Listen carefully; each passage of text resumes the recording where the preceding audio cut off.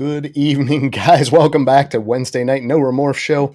Talking to the backstage, laughing here a little bit, but we're going to have a good time tonight. We got a new couple out here that's excited to be on, and we are excited to have them. So it's going to be a fun show.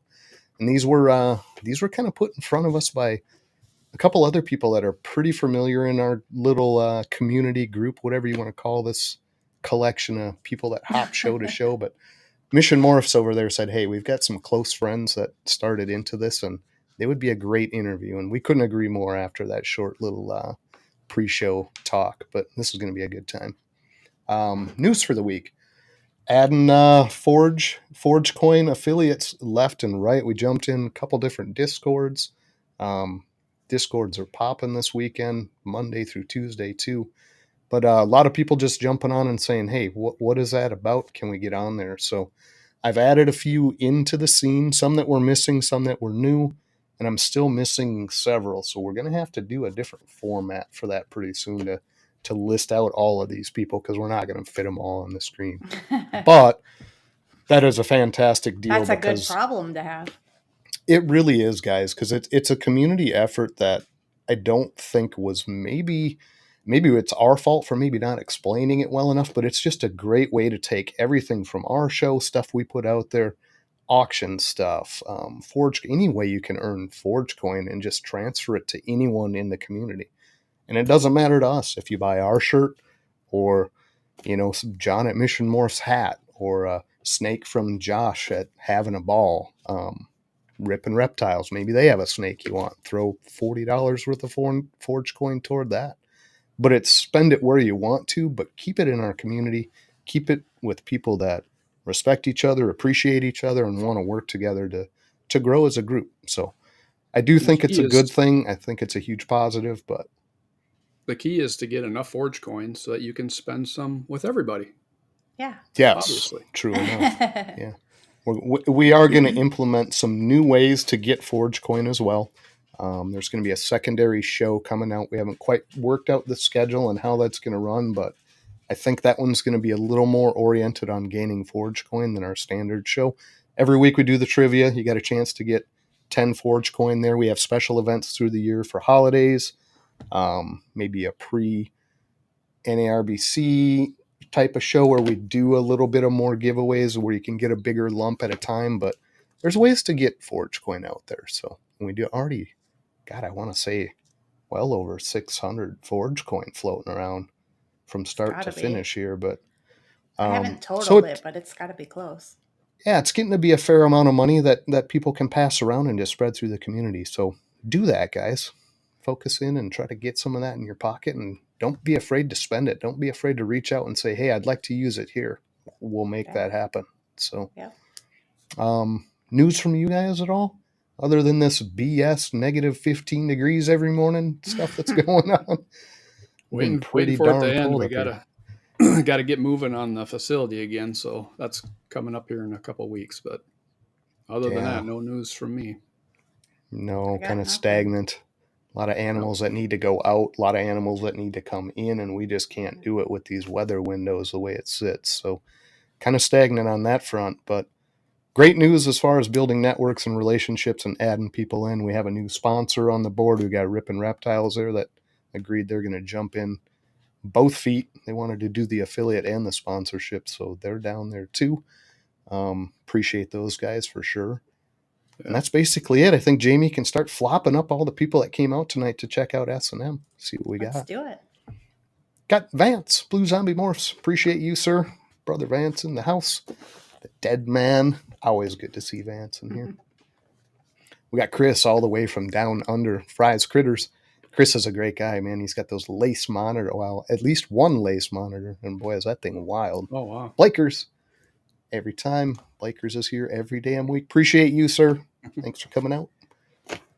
Kike, Sultan of Support. Hope everything's going well down there. Sounds like it is. All the reports have been good, so I hope that trend continues, Kike. Good to see you out here. We got Sammy, Mr. 2%, Pink Panther, Men in Pink, whatever you want to call him. He's always out here, too. Appreciate Sammy 100%. Sammy, I sent you an Instagram message. Sammy, read your Instagram. Jamie's DMing you. She's sliding into your DMs. Mike Duval. And I saw your message pop up right before the show, Mike. I will get to that too. But just as a heads up for you, about 2019 we started. I think that was part of your question. So appreciate you coming out, Mike.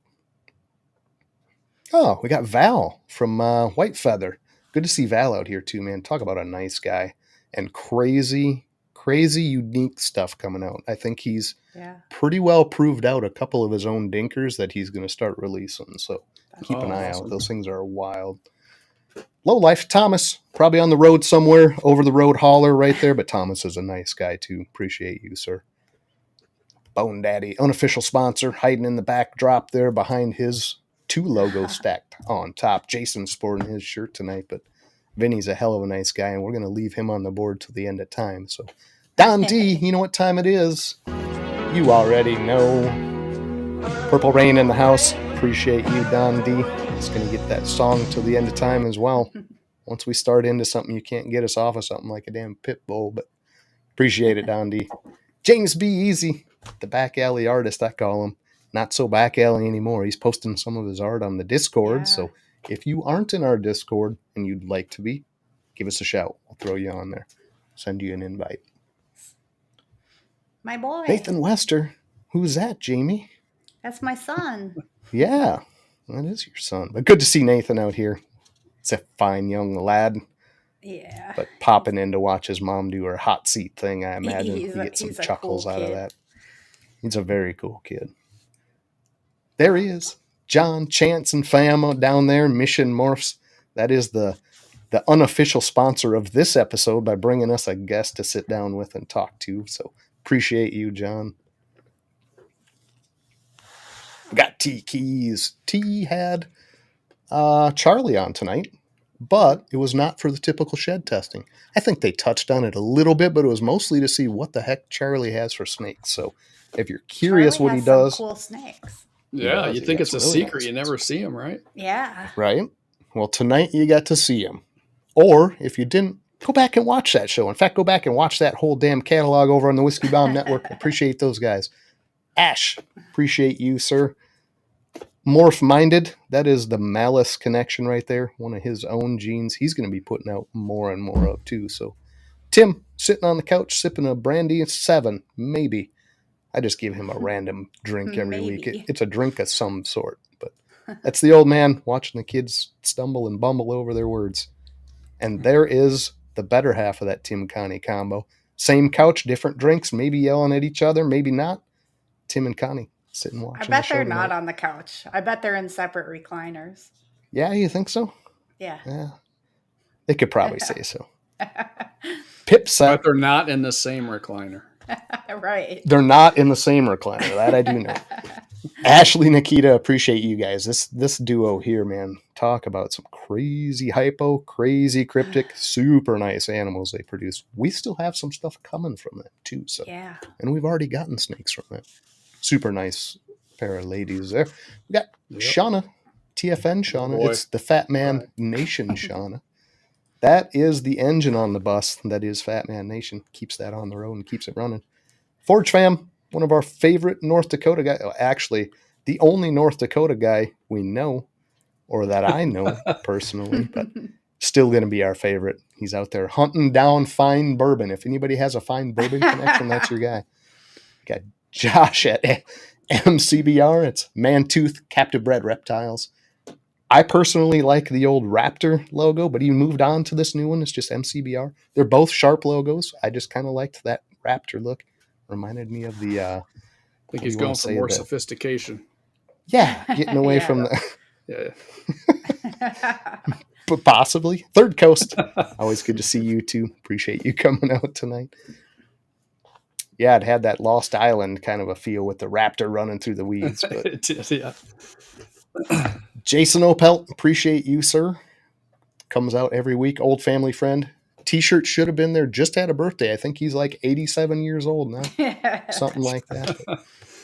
217 Will, appreciate you coming out, sir. Always. Sleepy Will, Amish Will, whatever you want to call him, he's going to accept it. North Country Off Grid. I really need to jump over and check that out. I have a feeling that YouTube channel is actually super interesting, but they're popping in, they're watching us. Yeah. Okay. Is and it I need about to see off-grid? it. Yeah, I'm guessing. Yeah, probably. And they're probably I'm north. definitely checking too. it out. Yeah. Right. Maybe in the country. It's a cool topic, man. Some of those shows are awesome. Jamil, got to get this on. I don't know if I'm. Oh man, did you hurt yourself?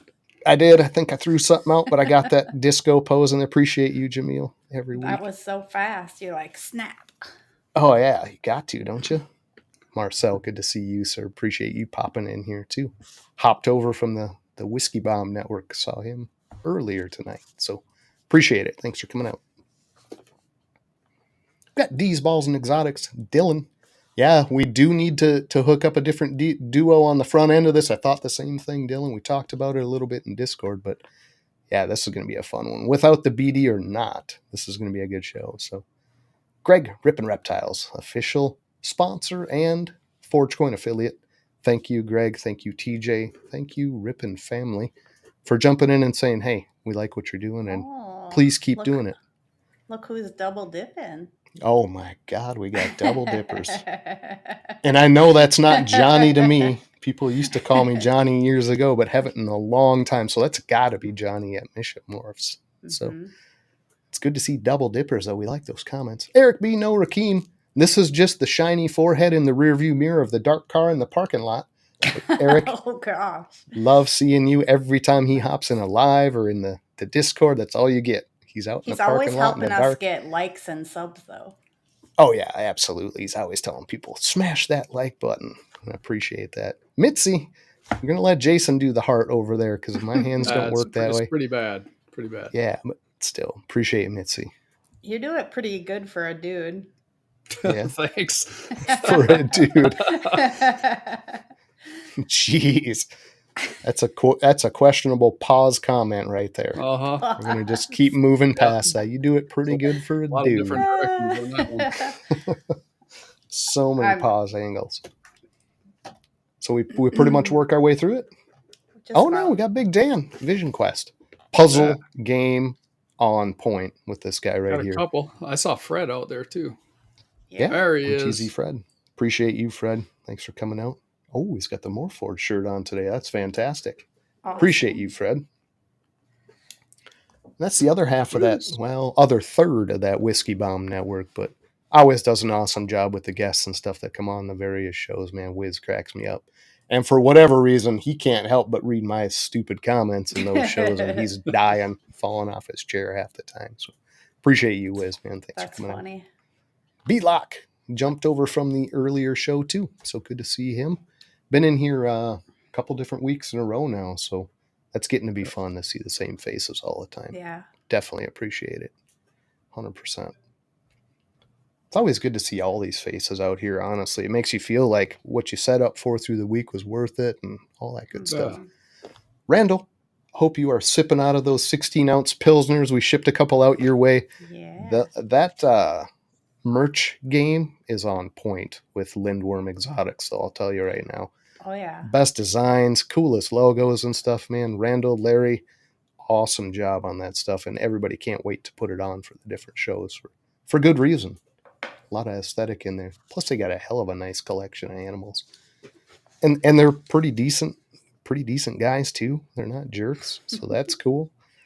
But appreciate you, Randall. Thanks for coming out. Where are we sitting? That's it. You're good all the way through it? So we can hit a couple more pieces of news, then we get our guest out here? Let's do it. All right, sweet. Okay. Gonna get straight to the affiliates. I know we beat this up, but we really do think this is something worthwhile and important. It's getting crazier all the time, guys. We've got Shed Testing, we got BNS, we got Rippin' Reptiles, we got Bone Daddy, we got Having a Ball. Capital City, Rich at Capital City was a big one to jump in right away. He heard about it, and he's like, yeah, put me in there. Mission Morris, we got Angel Caro, we got Texoma Exotics, and we have Graceful up there in the top two. So there are others that definitely mentioned it this week. I was not with pen and paper in hand. I didn't jot it all down, so I'll reconnect with everybody that might be interested. If anyone else is, just holler. We'll throw you in there, and we'll just change this up. But appreciate everybody that is currently. And again, if you have ForgeCoin, any of these people have something you want, let us know. We'll see what we can do to arrange that. So appreciate all you guys for sure. And then I always give this one to Jason because about this time my throat is dry and I'm sounding pretty dumb. I need to get a drink of beer. So Jason, here you go. And we got Chris at BNS. Chipper, Coco2go. Chris is your guy with the totally awesome little guy with the blue eyes. Matching, they got the matching eyes there. But no, seriously, we've said this before on here. We've tried a lot of cocoa, probably all the cocoa that's out there, cocoa chips, and I mean, Jamie's laughing because she knows it's true. We tried it all, and definitely our favorite. So if you haven't tried it, give it a shot. All right. Haven't tried it, give it a shot. Don't forget about all the different species he has, too. It's crazy. Oh, yeah. See, Dylan, I think, was one of the people that mentioned it. And I know I was sitting in some chats with different people, and they're like, yeah, I would do that. But I didn't jot it down and take it all. So we'll put you on there, Dylan. Appreciate that 100% for reaching out and confirming. I just jotted it down for us. Thanks, Jamie. You're the best. Thanks. Okay, so we're going to move into the main sponsor, the very first guy that reached out. I think we were on like show 2, and Charlie was awesome. He's just like, hey guys, just watched your new show. Really like where it's going. I like what you're doing. I'd like to sponsor it. And we were in shock, but we said, absolutely. We're going to jump on that every time. So enjoy a Charlie commercial and hang in there, guys, because we got Mike and Sarah. We got a lot to talk through with them. Eric, you just stay in the dark reflection in your rear view. It's so funny. He's a kick, dude. Eric's funny as hell. But anyway, here's a Charlie commercial, guys. If you need to get a sip of beer, do whatever you got to do. Wait till after the commercial because this is an important commercial. We'll see Mike and Sarah right after.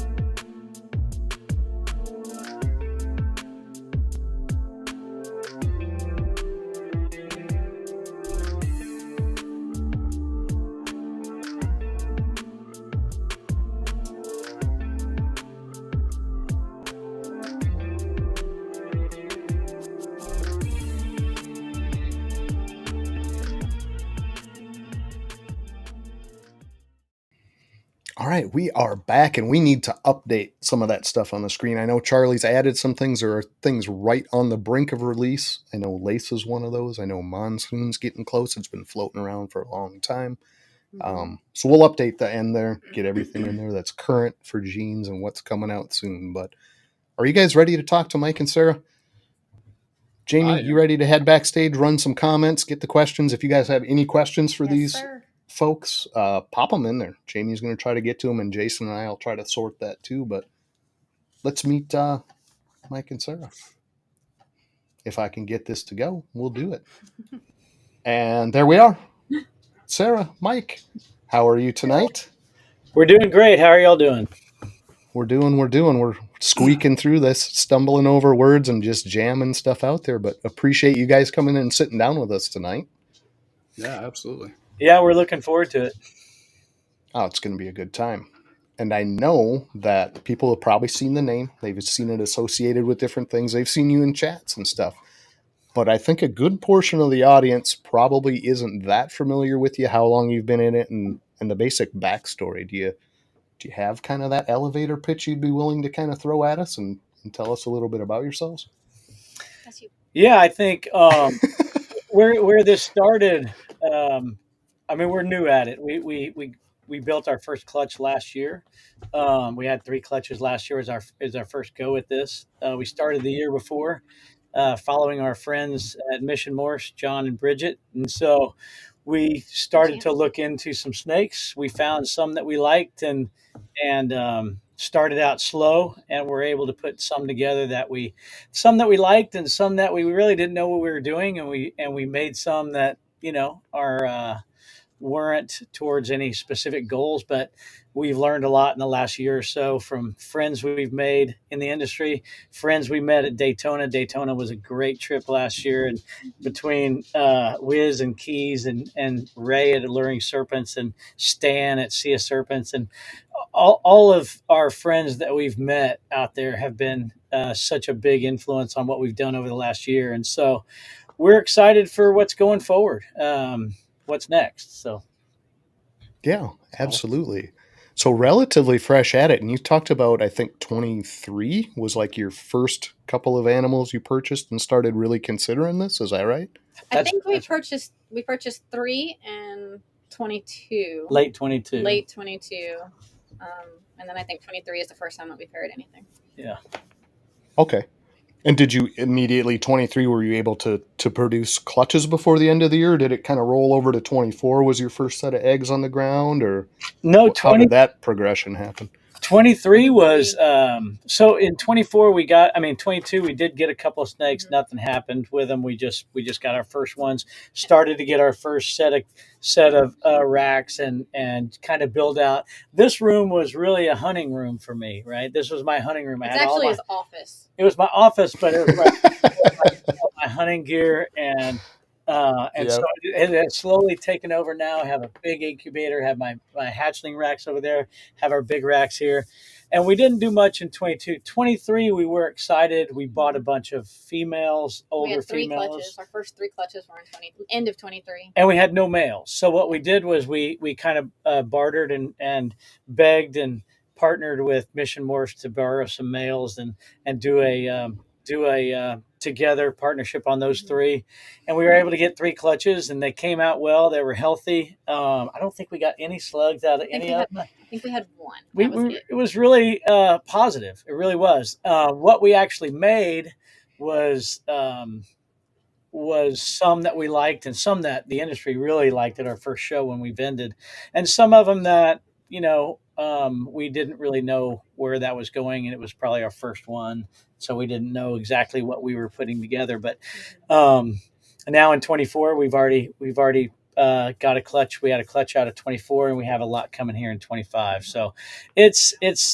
and we've learned a lot. That first year was really just figuring out how we're gonna support them here at home, how we're going to grow here at home if we're going to, how fast are we going to do that? Do we want to go slow and just have a few and see how they sell or see how we like them?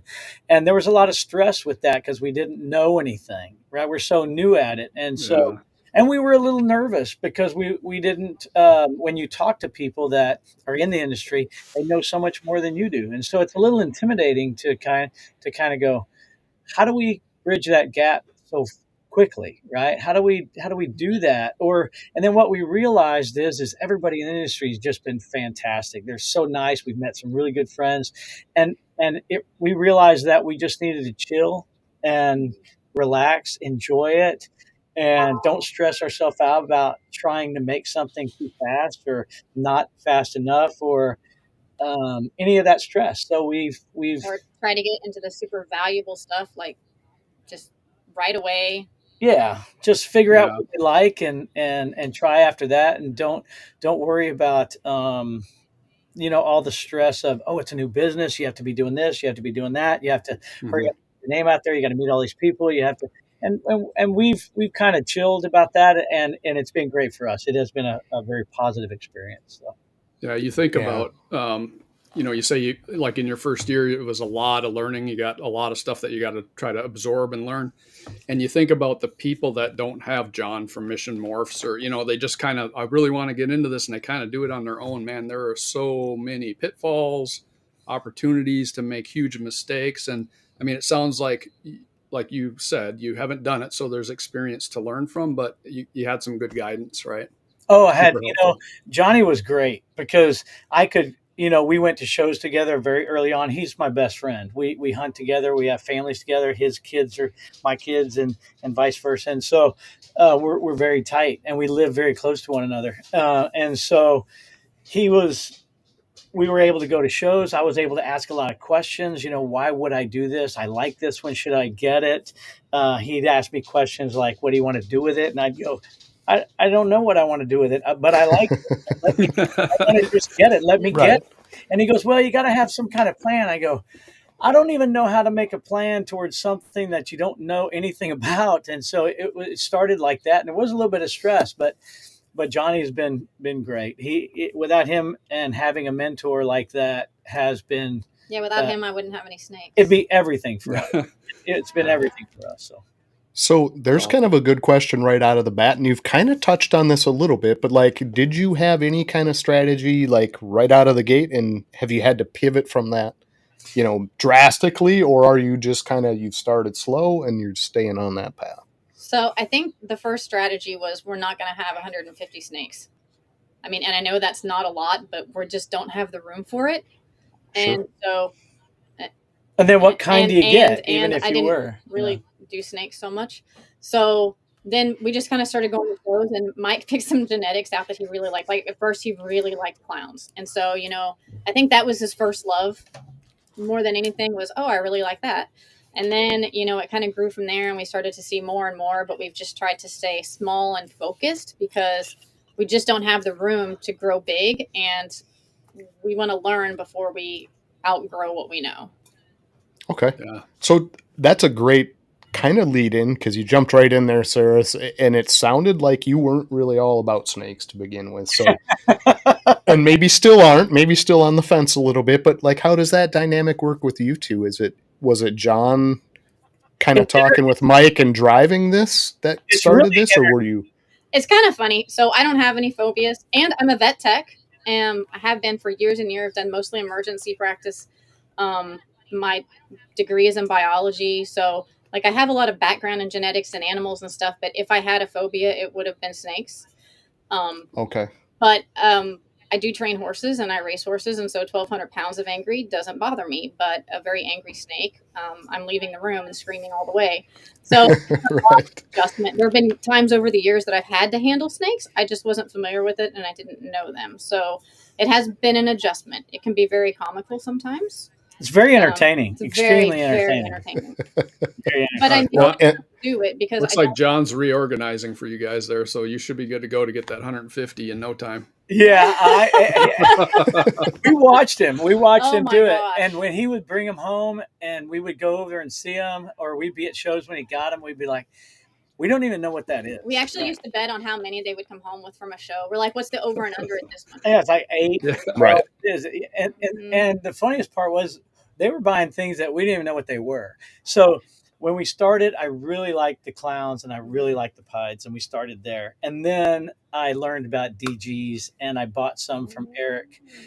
Eric was exotics. Yes.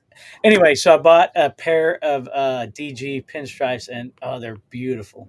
And I have fallen in love with those DGs. They're just wonderful. And so I thought, well, I could do this with it. I could put this with it, so we've stayed within the clown and the pieds and the DGs and the Xanthic VPIs. Those are the 4 I think. Yeah, the Xanthics are mine. And she brought the Xanthic VPIs in. So we've okay. Those 4 mainly, and then we've added, a half dozen codoms with it that we like, and actually some of the first snakes we ever bought, they probably weren't towards any strategy at all, but they've thrown some really nice offspring, and so we've done well at the shows with those. And so we said, well, we're going to get rid of them because they weren't part of that 4 recessive plan that we were staying with, but they throw some really nice snakes and people really like them. And so we're pairing her again, and we're going to have some to be able to take to shows, because what we've learned is you can't just build these. You got to build stuff that people like as well if you're going to go to shows and vend in the colorful ones and all that. Plus I like them too. So and it's really hard at first too, because whenever you don't know the genetics, you look at a snake and so many of them look the same. unless they're a pied or they, have a pretty color or something like that. Like you don't recognize the pattern differences and the subtle differences and things like that. So, at first when you're looking at them, you're like, that looks like the other 10 snakes that you have. All have different genetics and genetics. Snake genetics, zero sense. You start to get an eye for that. Well, you'll start picking it up real fast, unless you're talking about stuff that just has hets. And even on some of that, you'll start to see some. It takes a while for sure. It took me several years before I started seeing some differences in some of them. But I'm still learning. Some you can't tell. Yeah, I'm still learning a lot. And I think that where we've kind of gotten to now in our third year is, Sarah's real good on the genetic side. She's real good on the business side. She's the one that looks at, what stuff we should pair. I'm more on the operation side and more of the, I like this kind. I have a feel for this kind. I'd like to do this. And she's more of the technical genetic side of, what should we do? So we've kind of been a good partnership now with this of how we go at our strategies now. So it's nice, but it's interesting. I can see Johnny will show me one and go, well, look at this eye stripe. I'm like, what? So like this one or small, look at the spot on this one's belly. Look at this spot here, and you go, and that means something to me. That means a totally different genetic. It's like I just don't see it yet. So I'm Jason. It might have taken you a few years. It's taken me a little longer. So and it's going to continue, I think. So. Well, and so much of that on its own isn't a big deal, right? So that's where it gets tough too. It's like you see these final combinations, like a 5-gene combination where without one of those ingredients, it would not look anywhere near as nice, right? And then you spot those genes individually, and it's like, that isn't doing anything in this normal, or it's very subtle or very slight. But if it's missing in that end combo, doesn't look at all like the same animal, so you kind of pick up those little nuances and what each one is doing, and when it stacks in progression, that's where you kind of develop a taste for, I like what this gene does, right? That's true. Seeing it stack, so that does take time, and there's no substitute for that. There really isn't, other than just a lot of looking at animals and talking and seeing it all through. But it sounds like you've picked up the major components right away, like the pied, the VPI, the clown. You spotted those really visible things and you liked them, which is a good start. You're right. I think those ones, the Enchi still throws me away. It's like, that's an Enchi. And like, no, I'm like, God dang it. That's got pepper, doesn't it? Like, no, like, God dang it. And so then it's like, then the one but it's got spots. Well, not it's enough got spots, not enough spots. You're like, what? And then they'll say things like, oh, it's a low expression leopard. And so you're like, wait a minute. Now you're telling me there's like different levels of these genetics, that are manifest in certain ways. And so I can't even get the basics haven't even gotten the basics down first before you throw that at me. So, and the one that gets me is oh yeah, that's the influence from the recessive. I'm like, no, I've taken genetics.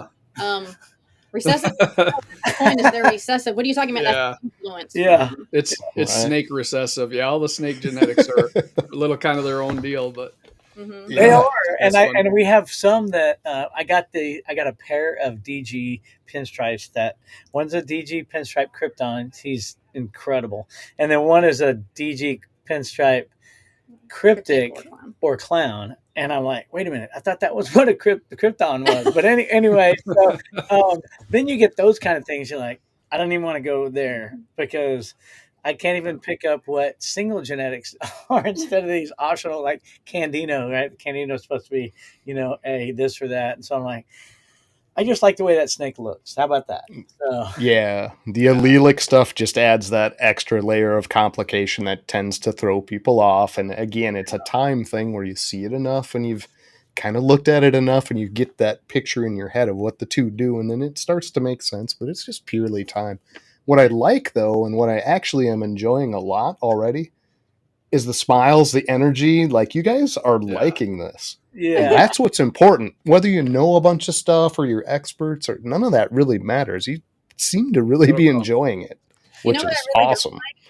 When a snake lays and then you have to wait and wait and wait. I'm like, you birth already. Yeah, right. There's a great picture that Johnny put in Mishmorphs where they put their phone inside of the incubator and took a picture of him looking in the incubator, and he posted it and said, "This is what I'll be looking This like. is what the eggs will be seeing. This is what the eggs will be seeing for the next 60 days." So it's Whatever. funny. Yeah, exactly. Right. Just That's what we- hovering over them. Yeah, just And hover. that's perfect name, right? Pip stalkers. Like, you couldn't get a better name. Like, that's what we No, all it's turn awesome. into for that 60 days. We're just in there stalking all those eggs, waiting for that pip, you know. I Yeah. crack up every time I see their company name. You know, it's perfect. But And then whenever I was um, having to go into the clinics and I knew that we had snakes that were supposed to lay any day, I'd go in and I'd check him before he would wake up. So I'd go in and I'd check the drawers and I'd run back in. And whenever they finally were laying, of course, the first two, as soon as I opened the drawer, they're coming at me, and I'm like, "Whoa, those are some Yeah. this problem." And I'd walk in and be like, "That's your problem that's happening in there. Let me know how it goes." Yeah. Yeah. exactly. Okay, so starting in super fast, you've got people in it that know what they're doing. They're kind of giving you a little guidance here and there, but you started vending like immediately. We haven't vended yet, and we've been hatching eggs for 4 years. Oh, So wow. like, this will be our first year vending. So tell me a little bit about that. What made you decide that early on? And I'm not saying good or bad. That's great, but like, what got you on that so quick? How'd you get into that side of it? Well, I think it's probably the same as most, which is if you have limited space, you start having babies and then you run out of space. So you need to do something with them. And so you put them on Morph Market and maybe they sell, maybe they don't. If you're a brand new person like we were, you know, people aren't buying your snakes off Morph Market. Morph Market is, we didn't get a lot of sales on Morph Market right away. And we still haven't. And so we thought, hey, we need to move some snakes. And so let's think about going to a show, or that's what seems like is the next step. And John and Bridget are like, they were so ahead of the game on the show, right? Bridget is so she's so organized and she's so structured and she's so creative, and so she was able to get a backdrop, and they got their cases and they got lights, and then they have all of this swag to take, and they have all these things, and we went with them, and it was awesome. It was great watching them and seeing what they did at their shows, and we didn't actually go to that show with them. We saw them as they were setting stuff up at their house and whatnot, and so we followed their lead, and it really didn't take a lot for us to get that stuff to be able to go, and we only had 15-20 snakes to take, so we didn't even have cases on the first show. No, we were able to borrow them. A shout out to Alan at Recoil. He helped us and let us borrow his cases. So we borrowed his cases, and he brought them to the show, and we used those. And we actually sold like 8 snakes at that first, the only show we've been to. Wow. And it was a great time. We met a ton of people. We sold 5 of those 8 were pets, I think. Quite a bit of them were pets. And, and we met a ton of people, and it was just a really good experience. And it wasn't that hard to do, right? It wasn't that I thought, oh man, what is all the stuff you have to be able to do? You got to get a credit card reader, you got to get an account, you got to get this, and all of that stuff seemed to be fairly easy to get. And where we had questions, we had Bridget, and so it was just easy, right? So that's why we did it. But then it's funny you say that, because then we go, oh, let's do another one, and then we look at our stuff, we go, we don't have any more babies, we need some babies. So we have 9 of our females that are actually in the midst of locking up and whatnot, so we hope to be able to have some at the next show in the fall. So okay. And when you say show, you mentioned NARBC right away, right? Was it Dallas or Arlington, I guess, at the time, or? That's where the first one we went to was at Texas, was at AT&T Stadium there in Arlington. It was a great show. And then the next in Dallas, yeah.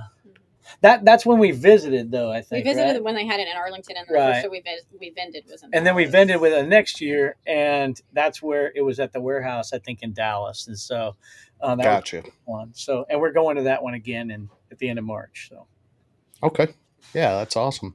Yeah. But a great start. I mean, you guys really, again, I hate to keep beating this up, but you're kind of coming in with this energetic, happy, you are enjoying this attitude, but you're doing a lot of the reverse of what we see so many new people do. chasing these end goal animals or jumping in too far, too much at once. Not just a nice slow, take it easy, just make what you like, learn the process. You guys are kind of going about that right. I dig it. We're That's so trying. cool. Yeah, we're trying to, and I'll tell you about the energy and about the happiness, at least on my side. My sister's actually listening tonight. She's listening to the show, Kathy, Hey, and Kathy, my brother-in-law Robert in Dallas. Robert. They listening to them. They're watching the show, and so I can remember when I was growing up, and I had snakes at home. We'd catch at the ranch, and I bring them home, and my sister is deathly afraid of snakes. Right? There's And I'm not talking the normal afraid. It's not normal afraid. Oh no! I'm talking she's going to pass out. Yeah, she might get Oh wow! a little woozy, but and I would have them in the house, and they would sometimes get away and show up in her room, and I thought it was funny, and she was mortified. Show up in her room. They just showed up there. Must have been those teleporting ones. And, Right.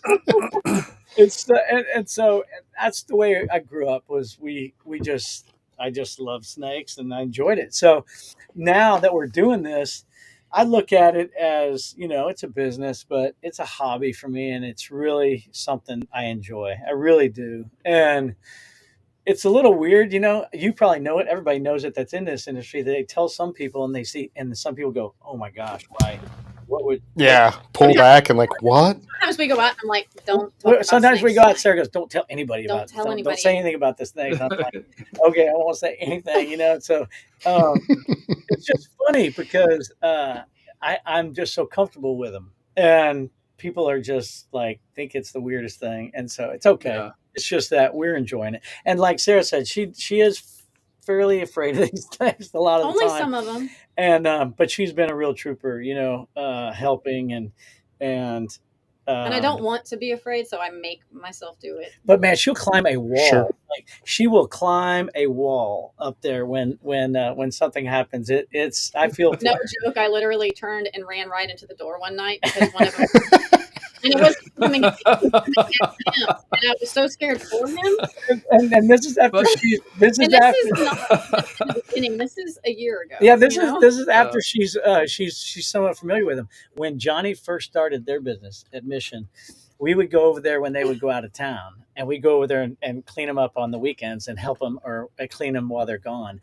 And Sure. that was the first introduction to them. And you talk about where she was then with those. Oh, it was hysterical. I literally was standing on a wooden stool and had a paper towel full of just shavings, and something came at him, and I threw them onto the ceiling.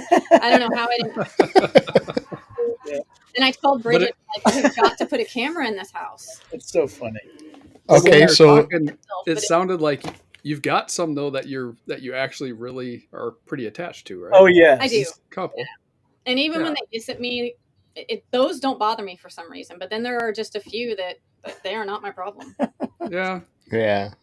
Well, you may. That's fun. I'd say you maybe overreact a little, but I don't think it's all bad to have the reaction because you do. I mean, we talked about it. You do have to kind of watch them. It is 100% involuntary. I can be totally with 40 of them, and then there's just one that does something and is completely involuntary, and I'm just out. A lot of fun. Yeah, it's a lot of fun. That is funny. But John mentioned something in there about a shield. What is this about a shield? I'm gonna address this real quick. Like, how does this work? Is this explain this scenario to us? It was the beginning of hunting season, and I was out of town a lot hunting, and so I was gone. So she had to take care of him, and so you should get it. It's right over there. Yeah, so Bridget gave her. Oh my, we get to see it too. Got her a shield, like a Wonder Woman shield that she can put in her left hand, and she can open tubs with her right hand, and she can keep it in front just in case something would get her. The one piece of advice I'd give you guys is definitely stick to ball pythons. I know. Don't go to the other ones. Yeah, No, yeah. But the no shield's bloods. Well, I've got a few on feeding night where a shield, maybe like the hilt on the sword where you got the guard for your hand. That might be handy for a Yeah. few of them in here. But Oh, some of them come out of there like 9-0 and they're just looking for heat. I mean, oh it's yeah, been really close a few times. You know? she Yeah. lost her shield.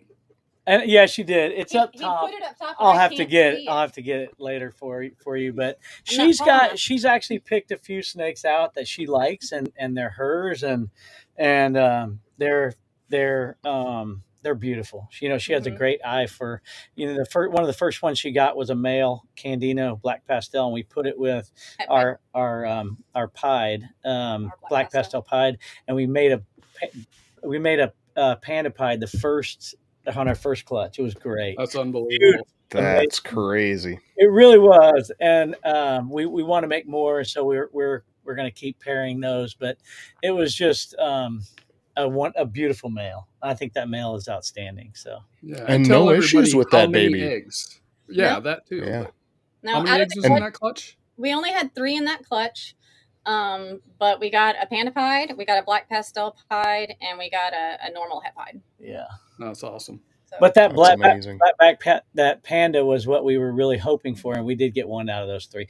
And she's a very small snake, and she has been her whole life. She's already 5 years old, and she still only never gets bigger than 1,200 grams. And so she has small clutches, and that's fine. She's my favorite. She was one of the first ones that I got, so I love that snake. So that's cool. Isn't that funny how you attach to certain ones too, just for no reason? Yeah. I have a favorite that is an absolute asshole. Every time he's just an ad, but I love that dumb snake. I don't know why. He has hissed since the day I got him. Every time I open it and even look in there, he's hissing from the moment it opens. I still pick him up. He's hissing and he's coy. He's like, and I'm like, hey, I'm giving him kissy faces as he's hissing away. I'm like, why do I like this snake? This thing is such a jerk. But That's he's funny. just. I have I can't hear too well now. I'm getting older. I can't hear, so I never hear him hiss ever.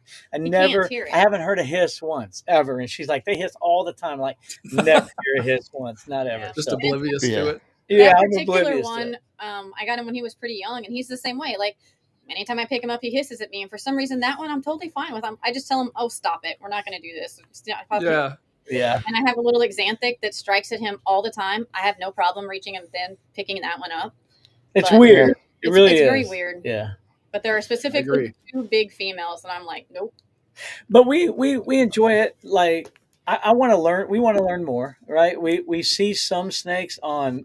We're on Instagram all the time. We watch everybody's posts, and we see all the pictures, and we see something like, oh, that is beautiful. Let's try to build that, or what would it take to build something like that? And then we look, and it has like 7 or 8 recessives. Yeah, like all this stuff in it, and I'm like, we got a long way to go for that. It's like, but we are trying to learn. Like, we have our normal stuff we play with, right? Like I told you, the DG and the clown pieds, and then we like OD, we like black pastel, we like we like the Xanthics, the pinstripes, the hurricanes. We have that stuff. I saw a banana hurricane clown from beautiful. From my friend Cassidy at Texas Scales here in Texas. I saw that baby, that one of hurricane. The very first shows we ever went to. Oh my! And I just was like, I gotta have that. I gotta make that. And that is so crazy. Oh my gosh! It really is.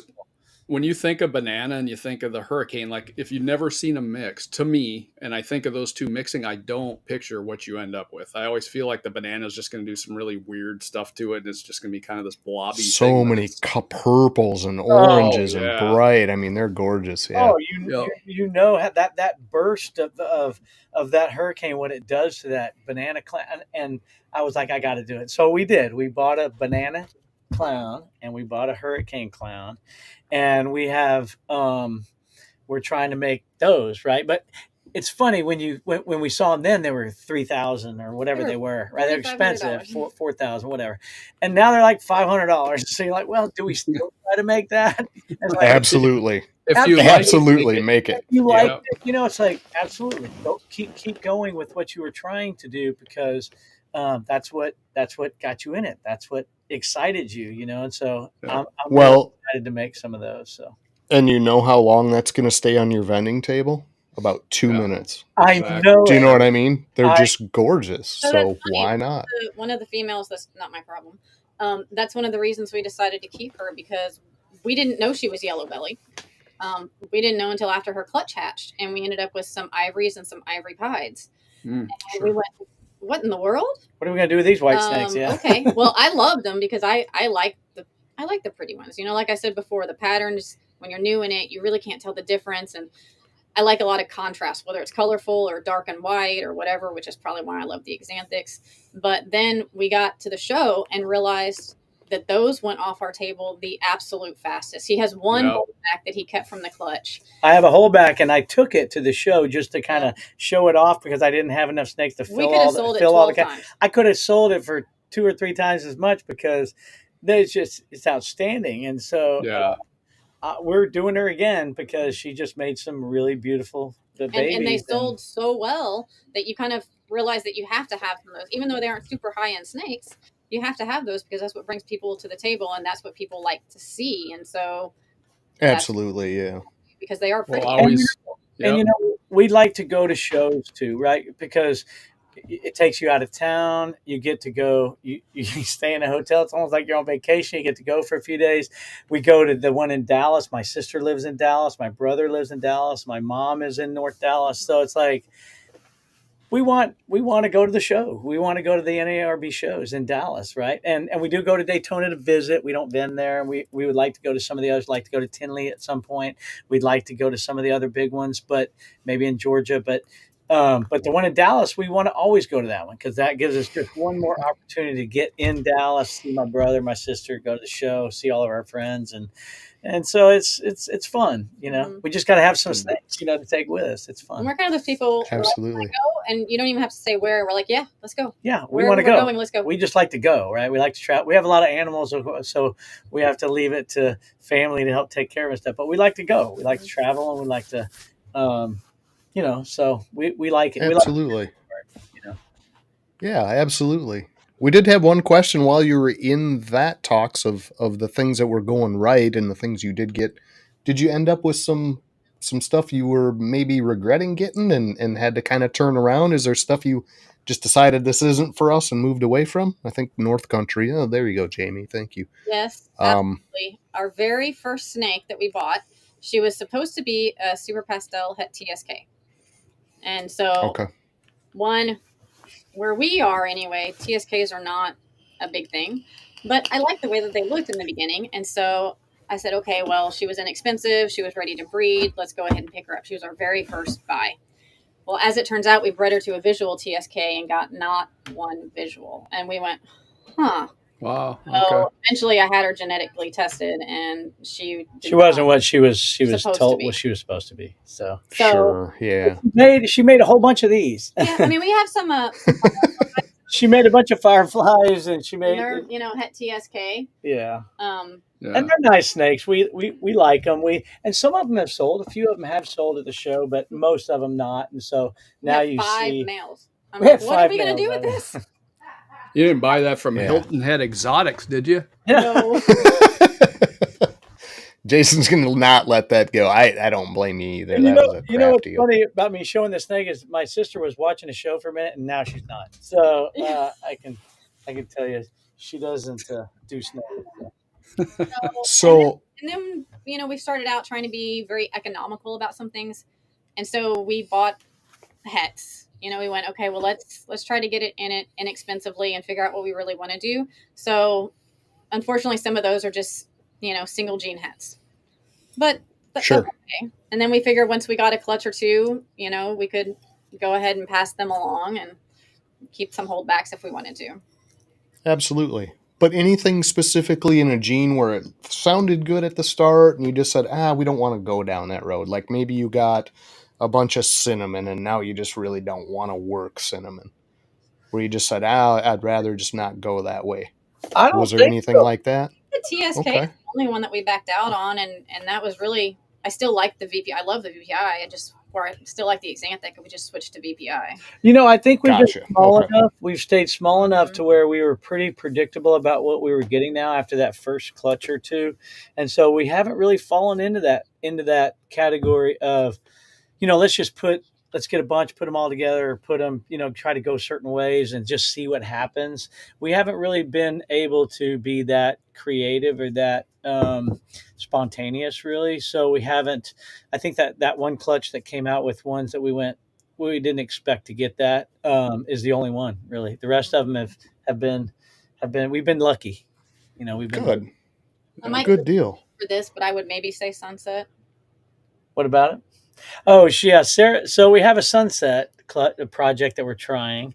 It's a small project, but it's one, and we're waiting for it to grow up so that way we can put them together. But I think that's more on Sarah's side. Well, he was the one that really wanted the sunsets, and they're beautiful snakes. Don't get me wrong. It's just that at this point, like one of them is just a het sunset, and the other one I think is a pastel het sunset. And at this point, I wish we had gotten a few more jeans in there rather than Gotcha. sunset. Yeah. But you got to get in or you can get in.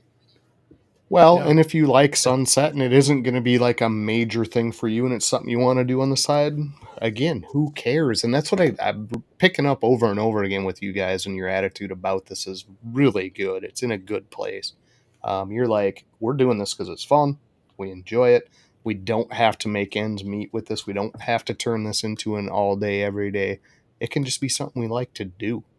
You know what I mean? And it can be. I would like to make some at some point. I would like to make some money with it and have it be both ends, both profitable and enjoyable. But like you said, if it doesn't, what I don't want it to be is so overwhelming that we work so hard and then we do make our ends meet and make money at it, but then we don't enjoy it because it's just a job and that kind of thing. Exactly. I'd rather have it the other way, or break even, or or be happy and still make some money with it. It's kind of, and what's that balance, right? How many is that? Is that 200 snakes? Is it 300? Is it 400? Yeah. Is it 100? It's different for everybody, honestly, exactly. It really is. Yeah. Exactly. And there's a ton of jeans out there that we see, and a bunch of them that I like, and I'm like, oh, I wish I had that. Like, I would love to have.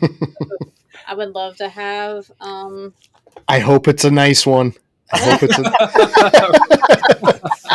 I want that jean. I hope it's a nice snake. Should I take a line through that one on the list? Right. Like there's some other really nice jeans out there. A cypress. I think they're beautiful. I would love to have them, but we just don't have the space right now to be able to expand into those other jeans like that. So instead, I just go a half mile down the road to John's house and I pull all his tubs out and look at it. I'm like, ooh, that's pretty. I'd like to have that. Oh yeah. If we want to look at more snakes, we can just go right down the street. We got a mile away, and I'm at John's house. Right? I'm about a drive from his house. Yeah. It might be a blessing in disguise, because if you've got some constraints, right, that kind of keeps your numbers down. It makes you kind of think about your decisions more. You got to be a little more strategic or purposeful about the decisions you're making because you're limited. And that could serve you. It probably will. Because I think when you've got the space to do whatever, people get carried away. And that's when you go back to that question that was up there and you have a whole list. Because you've got 7 things that you changed your mind and exactly. Yeah. And we didn't. If it wasn't for the space, I think we may have grown a lot faster than we did. But the space really was our limitation. And one thing we didn't want to do, she said, they're not coming in the house. Yeah. They're not coming in the house. Right. I go, I need more space because we're not coming in the house. So your outside space. So this room is not attached to the house.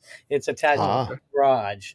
I built this on the garage 25 years ago when I built this house. I built an extra room back here on the end of the garage. So that way I'd have a room for all my servers where I could work. And then I have all my hunting stuff, right? This is my man space, whatever.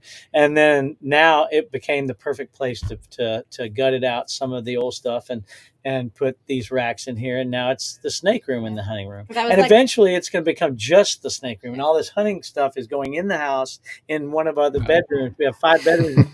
And all of our kids are gone now except for one. So as soon as we're almost fully empty nested, and one of those bedrooms can become my new hunting room and whatnot, and I don't have snakes in the house, so that's perfect. This can be. I told him, I said, if you put any snakes in this house, one, your sister will never ever come visit. My sister would not happening ever. Yeah. I said, and frankly, it just does not go with the decor. Just no. Well, and you got to make sure you reserve some space in the house for the rats, right? Sarah's like, no. I got a guinea pig. He'll feed a lot of snakes, but then that'd be it. So the other thing I was going to tell you is my brother. My brother lives in Dallas. We're very close.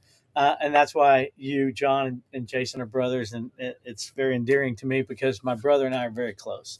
And he's like, Mike, I want snakes too. So I said, well, talk to her because she's the next one up to bat to figure out what she's going to match with some of the stuff she's got. And she needs some help. So y'all pair up. So Travis, my brother, and her are thinking about some to get. He's already bought a few of them. He bought the Hurricane Clown, and he bought the Clown Pied male that we have that's servicing a few of these females. And so, and the only clutch of 25 that I have right now is from a female that just laid a week ago, and she's in the incubator. The eggs are in the incubator. That's his female. So it's really great because my brother is actually in business with me now too. We're together. This is just a nice for us to do. Yeah, that's awesome. And for us to be close, and it's just awesome. And so I would love for my sister to also be in with me and my brother. Because my brother and my sister and I are super close. All three of us are super close. But I don't think I can get my sister to go into a snake business. Me and Travis. Yeah.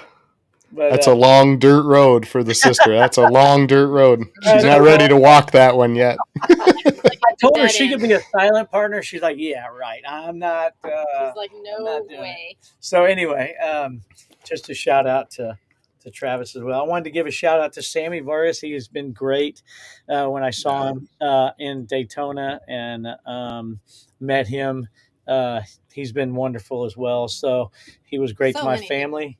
Great to my family as well. And so I wore his shirt tonight. So I wanted to at least show off that I wanted to support Sammy. So I wanted to mention him. I thought that was Sammy Pink right there. Yeah, Sammy Pink and Holly on the front too. Holly at Texoma. So it's I awesome. wore Lady Tish shirt because I figured most people don't since all of her. Oh yeah. Lady Tish. Very nice. Fantastic. We met her in Daytona as well, and everybody's been great. And it's funny because I'm actually a very shy person most of the time, and I went to Daytona with them, and before you knew it, they got her out. It was great. I was talking, and Johnny even looked at Mike and he goes, "Who is your wife tonight? I don't recognize this person." That's awesome. Yeah. And that's what people don't expect. I was shocked by that myself because looking from the outside in, you don't imagine this community being that way. Like open, approachable, super down to earth people. I don't know what I expected, but it wasn't what I found. And what I found was so much better than the expectation. And I think that's important for people, again, on the outside looking in to know is that that's what it's like in here. It isn't weird. It isn't these odd, things you see on Cops where somebody busts in and somebody's hoarded 48 snakes in their closet. You know what I mean? Not here, well, except and where we are. Yeah, you're right about Chris, right? You're right. So yeah, maybe Chris could tell you some stories about that. Well, sure. I mean, there's exceptions, right? But I mean, the vast majority is not what you expect from, and that's kind of what everything portrays from the outside, right? But being on this side, you get a totally different picture. It is, and it was exactly what happened to us, John. We went to Daytona. Ray from Alluring Serpent, he came right over and said, "Hey, you're Mike and Sarah." I said, "Yeah." I said, "Johnny told me a lot about you. I learned a lot about you guys. Let me show you a few things." And he took us by the hand for the weekend, not just for that hour and tell us about some things. He took us by the hand for the weekend, and it was awesome. We met Wiz and Keys. We met Stan. We met everybody. We met a guy that gave his 3-year-old to her, Jamie, and just hung out. Oh, yeah. He wasn't 3. He was a baby in a car seat. He literally walked in and he said, he can walk. That's Jamie from Rising Phoenix. Phoenix. Well, I'm glad I look trustworthy, and give me that baby. And I helped. Right, cute little kid. I helped them barbecue. I took video of him and his kid in the pool and sent it to him. And I'd never met him from Adam. He had never met me from anybody, and all of them were like that. Everybody was really so nice. Wonderful. It was like they were doing a show in the room where they were staying, and they said, "Come on in." And I thought, I don't know anything about anything. I can't be an addition here because I was a wallflower. I somehow ended up on the couch watching the show. And he was like, "Come in." And Lady Tiz, and that's where I met her. Yeah, it was great. It's just like what you said, John. It was unexpectedly wonderful. Right. I did Yeah. not expect it, and it was great. And it has been ever since. Right. Nobody has been, knock on wood. I haven't heard about any drama and other things or whatnot, but even if there was, I don't care. Everybody's just been very helpful. Yeah. Yeah. Open to us. Absolutely. And y'all as well, right? Like, you didn't know me. Y'all didn't know us. You knew us because of Johnny, and Yeah. he's my best friend. And so, they led us to you, and or led you to us. So this has been great. Yeah. It's just like that, My whole viewpoint of things has completely shifted. Like prior, if somebody said, "Hey, you need to talk to these people," I'd have been like, whatever. But Wow. John from Mission Morse, I'm like, yeah, absolutely. When can they get here? Yeah. It's just a completely different outlook on stuff now. So, and that's great. That's what we want it to be, right? Yes. Yeah. So that's right. That's how this goes. So let's shift to something that's not so nice and comfy. Let's go right to the hot seat after all this warm and fuzzy stuff. Let's just Okay. get Jamie's been itching over there, and I know she wants to put you guys on the spot. Are you guys ready for that? Are you familiar with that part of what we do? We are. Okay. I think we did 2 sets of questions. I think there's one for the girls and the guys. So I think so. who's up first? Does he get to answer the girl question or the guy? No, I'm not answering any girl questions. Sarah'll be So up first. Sarah up first. I'm All right. stepping away for a minute. Well, good luck, guys. I mean, this is my favorite part of the show. I get to go refresh my beer. There's my And, there it is. Oh my goodness. That looks like it's out of the movie 300 or something. Like you're going to kick somebody down a I love how pit like a. but I can't reach. No, I just Yeah. Trying to wean you off get of used it, to right? it. Right. Yeah. Okay, good luck. All right. Good So luck. it's time. Are you ready, Sarah? You set? All right, here we go. It is time to play the game. Good luck in there. It's time to play the game. It's time to play the game. Ha ha ha. Let's go. How can you not laugh at that? It's so good. Are you ready for this? Sure. I had a little insight. A little birdie told me a few of your interests, so okay. I got to personalize the questions a little bit. Smoothie or oatmeal? Smoothie. Would you rather work out first thing in the morning or before bed? First thing in the morning, mostly because it's before anybody has time to mess up my schedule. Right. Yep. Before the schedule even starts. Yeah. Running on a treadmill or swimming laps? Ooh, running. I swim like a rock. They sink. That's too funny. Chewing gum or a healthy snack? Oh, I guess my brain would make me say a healthy snack. Squats or lunges? Squats. Do they hurt your knees? Yeah, actually, that was my surgery, and it turned into emergency surgery because of what was wrong with it, but it was my knees. Yeah. I dislocated my hip last week. That was fun. Ooh. Yeah. Owie. That's not fun. No. Maybe meditation or yoga. Oh, I hate yoga. I think it is so useful and so valuable, and I wish I liked it. Yeah. Yeah, me too. Ocean or mountains? Ooh, that one's tough. I can't stand the cold. Same. But I really love the mountains. So I'm not sure. I guess if I had to pick somewhere to live, I would say ocean just because it's going to be warmer. Yeah, yep. Would you rather camp by a tranquil lake or a rushing river? A rushing river. Isn't it a relaxing sound? Mm-hmm. I love water. Racquetball or tennis? Oh, racquetball. That's how I dislocated my hip last week. Oh, no. Yikes. Are you still going to play? I have to give it some healing time and some PT, I think. But yeah. Do you do singles or doubles? So both. That's actually how Mike and I met. I was 19, and we've been playing doubles together ever since. Oh, how cute. Yeah. That's fun. Would you rather have access to a personal trainer for 1 month or a free 1-year gym membership? I had the personal trainer for a month. Learn everything you need, and then you can do it on your own. Yeah. More like make me show up. I started working from home about a year ago. Hold you accountable. Yeah, I was doing CrossFit a lot. And I started working from home about a year ago, and it just wrecked my schedule. That, and I had 2 bad accidents, one that killed my right hand and one that destroyed my knee, and now this. And so my schedule is just in shambles. Oh, man. You've had a lot of injuries. It's been a year. Stop doing that. What's your first memory of riding a horse?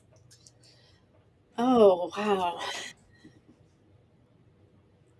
So I guess whenever, I've had horses since I was an embryo, but I guess the very first one is probably a little pony that my grandpa kept at his house for us. And he was really, really mean, but it was fun. Rode him anyhow. A little pony around the yard.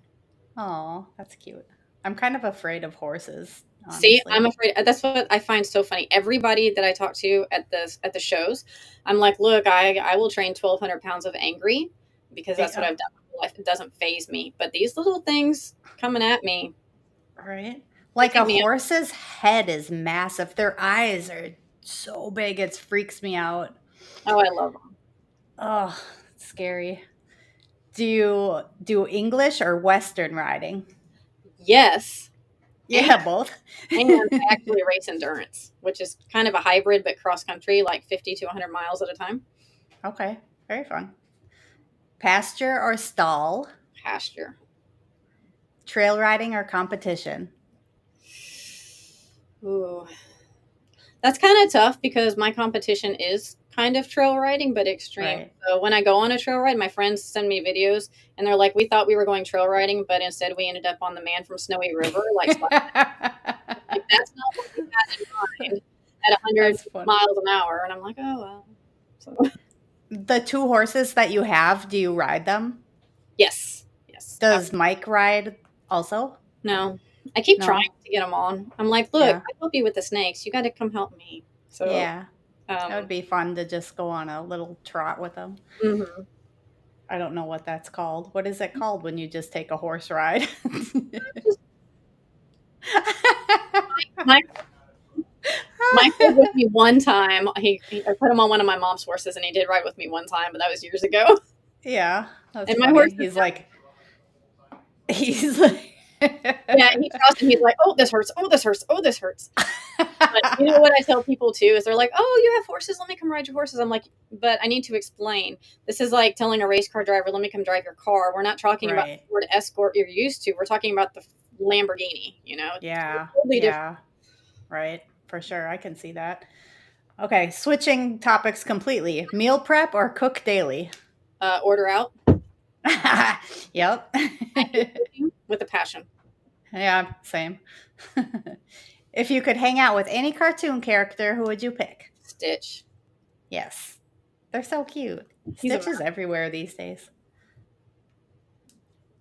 What is something you would try if success was guaranteed? Flying. Like myself. Like by yourself? Yeah. Actually, I really want to do one of those. I forget what they're called. The squirrel suit. Yeah. Yeah, that would be so cool. Like glide. Oh, that would be fun. If you could go back and talk to little Sarah, what would you tell her? Probably, you know, that's hard because your life would end up somewhere different. Probably. Right. Yeah. But you know, I would say don't let other people influence what you want, and just stay your course. Yeah, that's fantastic advice. What 3 words would you use to describe yourself? Competitive, shy, typically until you get to know me.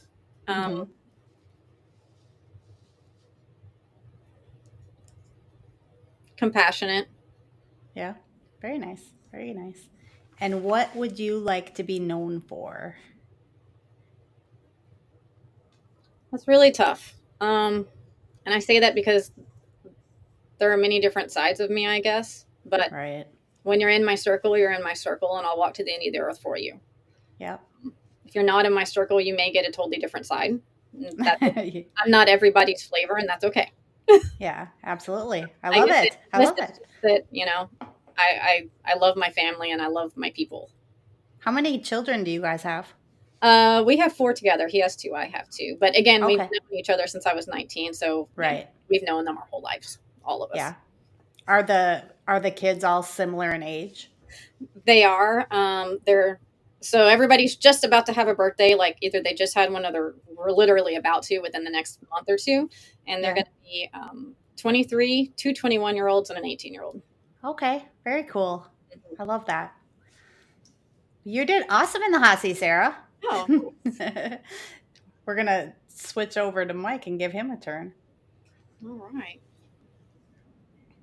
He disappeared. I know he has this problem, so. I was listening. I know. Oh, good. I needed to know if you said anything bad. I know. I didn't say anything bad. Just need to turn your phone off. Yeah, right. What This are is- you drinking? Weller's Special Reserve whiskey. Nice. Yeah. And second glass. So, Yeah. truth be told. Okay. Awesome. I'm ready.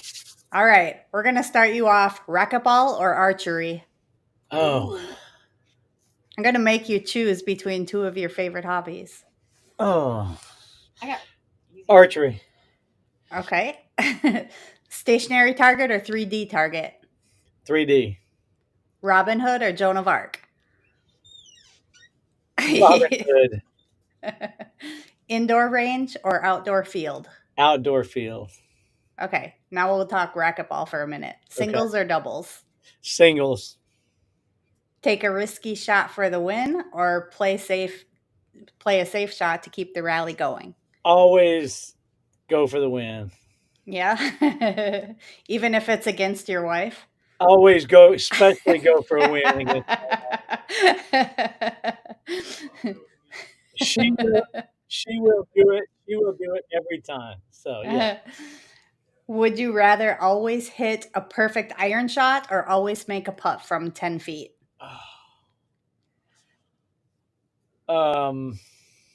You putt for dough, and so putt, the 10-foot putt. Okay. Tiger Woods or Jack Nicklaus? Ooh, Jack Nicklaus. Okay. Which of these words is not a golf term? Birdie, lob, eagle, or bogey?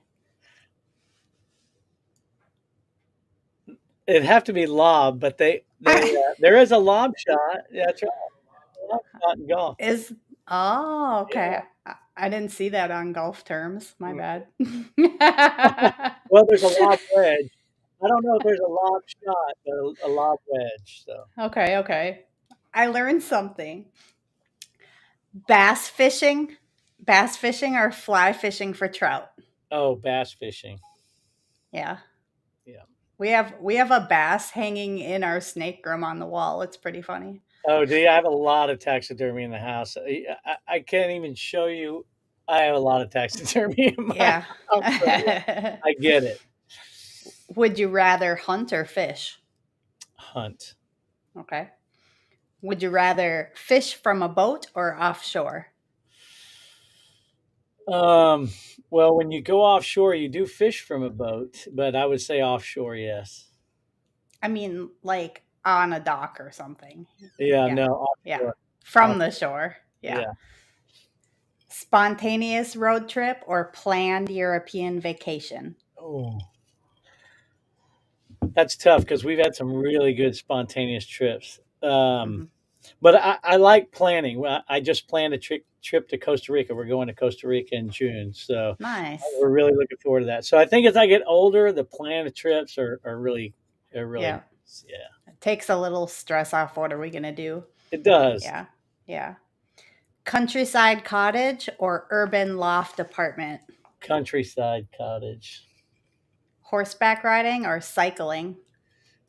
Horseback riding. Oh, there you go, Sarah. If you could hang out with any cartoon character, who would you pick? Yeah, that's what I was thinking. I think Tasmanian Devil. All right. Very good. What is something you would try if success was a guarantee? Something I would try. I would say, God, I don't even know how to. If success was a guarantee, I've already bungee jumped. I've already skydived. I've already Stock market, done all those Wow. things. Stock market. Yeah, playing the stock market would be a great. Yeah, that is a good answer. Yep. If you could go back and talk to little Mike, what would you tell him? He's like so many things. I take my ADD medicine. I guess I don't know. Yeah. I'm a little high strung. I've been high strung since I was this high. So if I Take could, your meds. it got me in a lot of trouble. So Yeah. if I could talk to him, I'd tell him try to figure a way to get that under control. Yeah. Good advice. Yeah. Besides Johnny at Mission Morphs, who's been a great mentor for you this far? You know, I got to say, I can't talk enough about Ray at Alluring Serpents. I mean, he really showed us a lot and taught us a lot in a very short amount of time that weekend at Daytona. But I listened to that, and has really helped me out a lot. I Johnny is it for me, but if I had to pick somebody else, I think Ray would be another great influence for us. Yeah. I knew I wouldn't be able to ask you that question if I didn't exclude Johnny. Yeah. I say Bridget, maybe not Johnny. I think it's Bridget. I think Johnny could do without, but Bridget, just push him aside. That's funny. And the last question for you in the hot seat is, what would you like to be known for?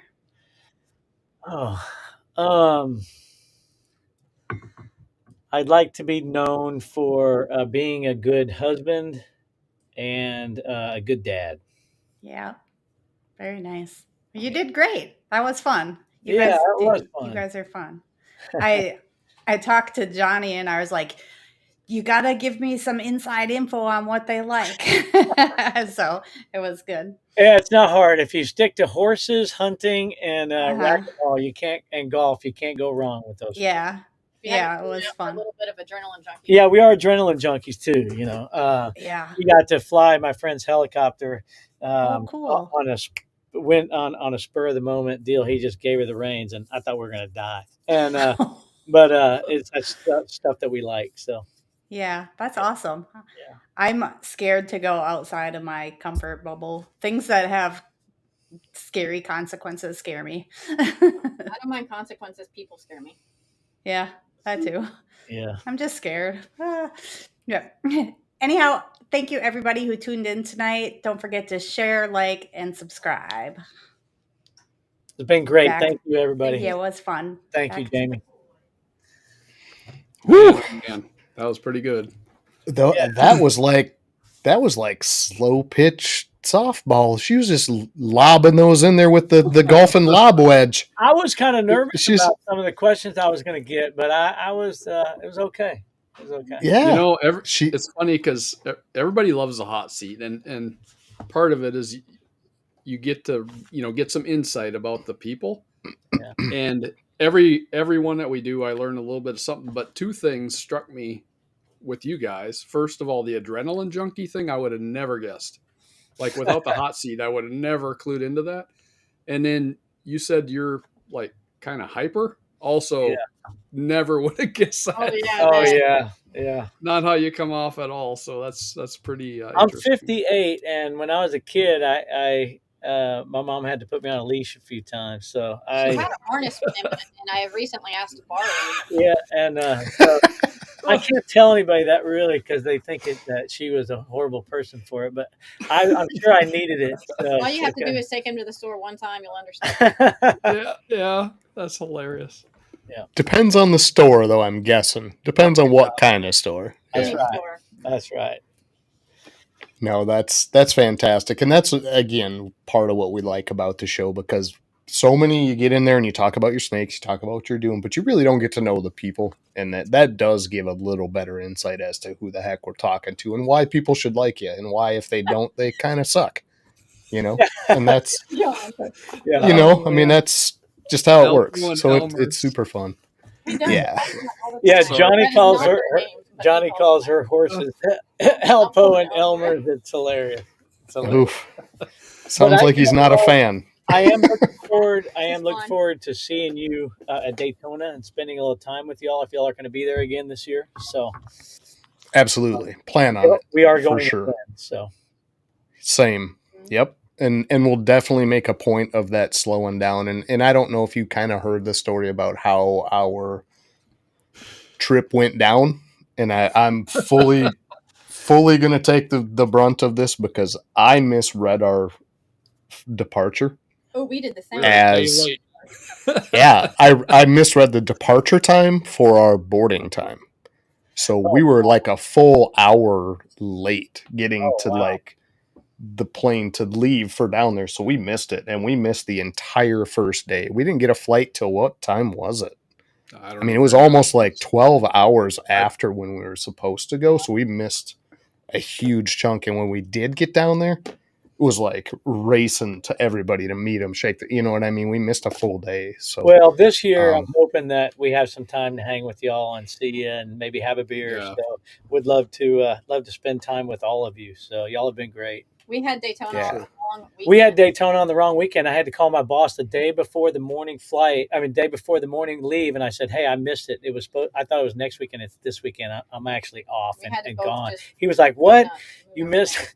You took off next week?" And I'm like, "No, it's this week." And he's like, "I have no plans for you being out this week. What am I going to do?" And I'm like, "I am so sorry. I got to go." We went with John and Bridget, and we wouldn't have realized it except John is very much a planner, and he had like every mile of the trip planned out. He goes, "Look, we're leaving tomorrow, dummies." And we went, next week. And he goes, "No, we're leaving tomorrow." And I said, "I got to call my boss right now." My boss was so cool about it. But traveling with Johnny, oh my God, it's a nightmare. Plans every minute. He's like, "We're going to be in like Timbuktu, some small town at like 3:48. I'm like, "Johnny, we'll get there. We'll get there when we get there." That's funny. The military slave driver in him came out. He's an estimator, and everything's got to be to the gnat's ass. It's like, oh my God. And I was so worried because we go to the deer lease with them, and we'll grab like a big cup, and they don't want to stop. I mean, they'll go 5 hours and not stop for a bathroom. I don't know how they do it. I don't either. So I was kind of stressing. I'm like, man, I'm going to drive him nuts. Well, luckily his smoke brakes went out my bathroom brakes. So it was fun. It was a great time. We can't wait to be there. It's going to be fun again. So it is for sure. So we got a little bit of time left to go. Do you have special animals you want to show? Talk about some of the stuff maybe you're pairing or maybe babies you've made that you still have around? I would love to show that panda pie that we made. I'm just really proud of it. So if we can show that for sure. And absolutely. Then I'd like to show the male that goes with that one, the one that Sarah got. So let's do that. I got two. Okay. If you get that one, I'll get the panda. And I'm going to switch this over to the other view while you're doing that. Shouldn't look too different for people, but at least we can highlight that way. So getting better at this, guys. I'm actually learning little tricks in here to maybe not be so screwed up. Well, if you're ever sick, we're screwed, John. So yeah, I know it. That's the bad part. I'm sick all the damn time lately, it feels like. Yeah. This panda pie, man. That's one of my favorites. This was the mother. Black pastel. She's our black pastel pied. She's one of my first ones I ever got. I think she's beautiful. I think she's wonderful. And then the male, Sarah will show you the male. So this is our little black pastel Candino het pied. He's the daddy. What's a handsome little guy. I like him. I think he is. He has some beautiful colors when he's a fresh shed. He's got some purple and yellow. He's just an incredible snake. And then this is the panda pied that we made. Wow. Yeah. I think he's outstanding. Yeah, definitely. Are you going to go see your baby? So this is a clutch of only 3 snakes. And like I said, we got one black pastel pied pied out of it, and we got one panda pied, and we got a het. Yeah, but And this male is, I think, he's just wonderful. He's really so bright. Got It's real kinda bright, dark. got red eyes and some purple and yellow, and just super sweet, really sweet snake. So Yeah, he's an amazing Candino for sure. He looks Yeah. great. And I can't get him in a good light to like really show his colors and patterns. That's a little better. Yeah, it's so Yeah, hard on not- cameras, but we can see it. He looks fantastic. And isn't Yeah. it funny that a snake? That's what's when I did cows. You have a Brangus bull and you have Brangus cows, and they make black cows and calves, and they have certain conformations. But you don't have like yellow cows that make black and white babies. Right. It's like this panda pie. That was something we wanted to make in the very beginning, and we were able to. In our second year, it was just really, really fun. So. Is that his looks one totally solo saddle there? Well, Yes. Yes. Yeah. He's white. Okay. Eyes. He's got She. one saddle. I keep Oh, calling she. Okay. I'm she. sorry. And, No, for him straight. Yeah, and so he's only got one saddle and a solid black. She's got a solid black face. So really nice. That's beautiful. looks totally healthy and happy. Yeah. Yes. Our black pastel tried to be a panda real hard. It just didn't quite make it. She just has head marking, and that's it. Otherwise, she's totally white. So I'm going to show you another that Sarah just bought. I think this one is incredible. It's a black pastel VPI. I was going to say it looks like xanthic. Yeah. At DG. That's Desert Ghost, yeah. And I think he's incredible. Yeah. Incredible snake. Yeah, he looks great. He's one of the little Very snappers nice. that for some reason doesn't bother me, but bites him every time. And that is very clean and nice and crisp yet for a VPI. VPI can brown, but that's holding color. Got a good line of VPI there. Yes, that's what we're real excited about him. You said Het DG, right? Yes. That is the Het DG. And then this one is almost the same snake. They came out of the same clutch. And little cleaner colors. And that one is a black pastel Mojave. Yeah. Het VPI and Het DG. That's one of the things we figured out is we did like what the black pastel does to just about everything. Yeah. And it looks fantastic with Mojave. That's one of my favorite combos. Just it looks so nice together for just a 2-gene combo. That's a great looking snake. I love that one. Yeah. I do. And so we have a Het VPI Desert Ghost that we're hoping to. Which is? No, that's Kiwi. Oh, but we're hoping to pair that one. And you're gonna. Yeah, pair that one with probably the first one, the Black Pastel VPI Het DG. Yeah. Get some Xanthic Desert Ghosts out of that. Nice. And then I have my other favorite is a snake we call Superman. Oh yeah. And we tend to name all of our snakes, and a lot of times we have specific pairings. We'll name them together, like we have Superman and Lois Lane, and we have Sunny and Cher. We have Sunny and Cher. We have this one is a pinstripe DG we got from Eric. This one, he is so nice, and he goes to meetings with me, and he hangs out with me on my shoulders, and he's just super sweet snake. And his colors and his pinstripes and it is just outstanding. I really, it's a Krypton. So it's a pinstripe DG Krypton. And I have a pinstripe DG Cryptic or Clown on the female side, Lois. She's not as clean. She's giant. She's like 2,200 grams or 2,500 grams. She's giant. She's massive. And I put them together, and I'm really excited to see some offspring out of these two. So the Krypton are really clean animals versus something non-Krypton. I mean, in the same combo, Kryptons are extremely clean and bright. I mean, they just always look fantastic. Yeah, I'm really excited about what they're gonna do. But the other one I wanted to show you was that Hurricane Clown that we got with the banana clown, and I love that combo as well. Ideally, one of the combos that I would love to eventually put together would be, a black pastel, a Hurricane Clown, Xanthic. Yeah. Okay. Like, I would love to eventually get those together. I think I've seen some black pastel hurricane, and I don't recall what. I almost feel like that did something I didn't expect. Like it got really busy in a weird way. I could be wrong, but I'd have to look back. Yeah, but that's definitely a powerful animal either way. She's really fat. She's really big right now. So big, yeah. She's so big. But this is our hurricane clown, and her name is Katrina. Because we had a hurricane. People in Florida hate you right now. But we try to name things that remind us of their genetics too. So hurricane, Yeah. So sure, yeah. So we had Katrina. We do that too. This is the hurricane clown, and then we also have. Funny story. She was one of the first ones that we got, and she's one that Travis, our brother, bought. And we were in the car ride home, and I put my jacket over him in the back seat, and he ran into Target to grab a new tub. And so I thought I would be nice and just slide my hand under the blanket or under the towel, make sure they were the right temperature. And she had escaped and bit me. Oh, no. And this is very early on.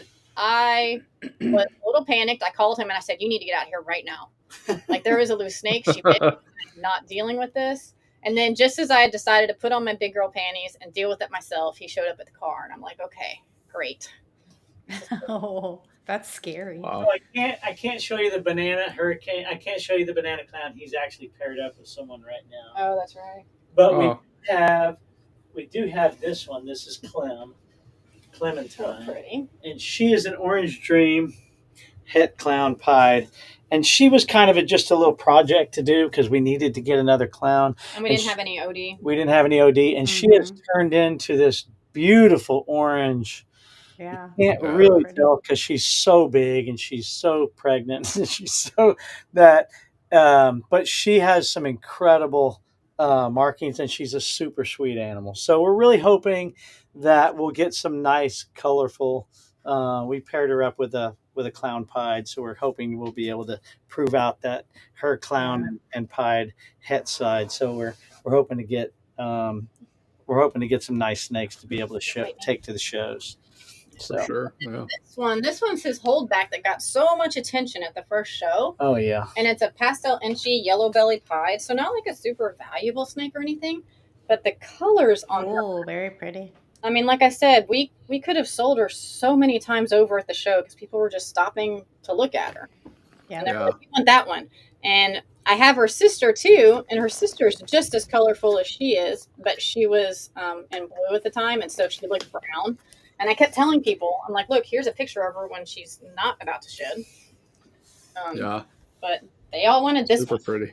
I know. Like, no, we're not going to sell this one. So we have a few others, but they're some of them are paired, and so I can't show them to you. But that's most of what we have. Is we like I said, we try to stay in the VPI. We try to stay in the DG, I originally really liked the clowns. I kind of got away from it a little bit, but I still like the pieds. I know that they've been valued way down and they're overdone and whatnot, but they're so pretty. I think they're beautiful, and it doesn't really matter, right? I like them and I enjoy them. Yeah. And they're my favorite. They are my favorite. Again, you go back to vending, the pieds, the white snakes, those are always going to go. Yeah. I mean, people that are buying pet snakes or their first time snakes are just drawn to that immediately. Yeah. So they are. Can't go wrong. Pied is always going to have a place. No matter how many genes you pump in them, pied is always going to be pied, and it's going to be popular for just that range. And some of them might go from a $150 snake up to $3,000 depending on what's in it, but they're always going to be something somebody wants in the full range. I agree, which is awesome. I mean, I picked up a pastel clown het VPI, and she was supposed to also be het pied. She turned out not to be het pied, so I was a little disappointed in that. But she's still a VPI clown, so I'm like, well, that's okay. We can put her with some other stuff and get there. Yeah. Sure. Yeah. I'm actually looking for a male to go with her right now, and so that's the one that Travis is like, let me know what you want. Yeah, my brother wants to get in with her on another one, and so we're trying to find a good match for her. So, and like I said, we only have 35 snakes and 9 of them are paired up. And if we hit 60% of those or 70, we'll have another 30 or 40 babies. And, we're going to grow, but we're going to grow. We're going to grow at our pace, and we're going to stay with, we meet so many people and we watch these shows and they talk about so many different genes, and I just it's overwhelming. Right. It's overwhelming. And there's a certain amount of codoms that I like, right? I wrote some of them down. So I like pinstripe, I like OD, I like black pastel, banana, hurricane leopard, right? We like those. We also have a Huffman line that we got from Corey Martin before she got out. So we have her as well. She's gravid this year. So and we put her with a leopard. And so we're very excited to see what happens. Corey was doing leopards with her Huffmans, and they were beautiful. Oh my goodness! Before she got beautiful. And so we did that. I got a snake called Pantera. He's a leopard, and I put him with that Huffman, and she should go in the next month or so. And awesome. I can't wait to see that. I think it's fantastic. But I like those codoms. Now, there's a lot of them out there, and I talked to Johnny, and he's like, "Oh, I got this, and this one's about to go, and I have this, and this, and this," and I'm like, I just don't even know what any of those are. I don't know what they are. I don't know. Or we don't have those, so we can't really. I can't project that as much as we did. Right. I think we'll eventually get there if things go well for us. I probably will build out here and build. I have 5 acres. We live on 5 acres here. We have horse pastures out here. We have plenty of room. We can grow. I can do rats if I want. No. We're gonna let John. We're not doing. She's like, no. I was gonna ask if there's any plan there. So John has plans for rats, so we're gonna let him do that. Okay. Yeah, I'll help him. He lives, like I said, he's a driver 3 wood away from me. I'll go there and help him, and we'll do rats together, and I'll whatever. But we have room. It's just. We didn't want to go and plan these giant rooms and whatnot. Bills go so fast when we didn't even really know what a project was. I was talking to her before the show, and I said, I'd like to talk to them about projects. People always say that. What projects are you in? What projects are you in? What projects are you in? I don't even know what a project is, to be honest with you. I don't really know what that word means, and it might mean something different to a lot of different people, right? It does, actually. Yeah. A project is I have a hurricane clown. I have a banana clown. I'd like to put them together and make some banana hurricane clowns. Is that a hurricane project? Is that a clown project? Is that a banana project? It's all of the above, but it's what is your focus on it? Do you like the hurricane better, or do you like the clown better, or do you like the banana better? Or I guess, and hurricane, I guess, because I would like to get that in other things, hurricane and other things. So, and then he goes, or does that mean you have to have 5 of a snake, 5 snakes, put them all together? Not put them all together. Is that a project? Have as many females breeding as you can, and I'm like, to me, what? Yeah. So to me, and like John was kind of saying, it's different for everybody. To me, a project, and it maybe just comes from my definition of project, is that you have to have at least 2 steps. Meaning, if you're just going to buy some snakes and put them together and make babies, that's not a project. That's a pairing. But if you are going, I'm going to pair these, and then hopefully I get this out of that, and then I'm going to pair that with this. Now you've made 2 steps. Now we can say, okay, officially that's now a project. And you talk to some people. Lots of people in our chat. There's projects that are out 6 years, 4, 5 years, 6 years. But there are projects that are 2 years out. I just need a baby from this to go to this, and then you got a project. If you're just talking about a pairing, that's not a project. Okay. Well, that helps us understand when people talk, because it's not like, I could say, hey, a project is whatever you think it is, right? But it's not. It really is. There's an industry term. It's called project. And what does that mean for everybody? And I think what that means for everybody is like you said, Jason, is that it's a level. It's at least multiple levels, right? Right. You can't just buy this female, buy this male, put them together, and go, I have a hurricane.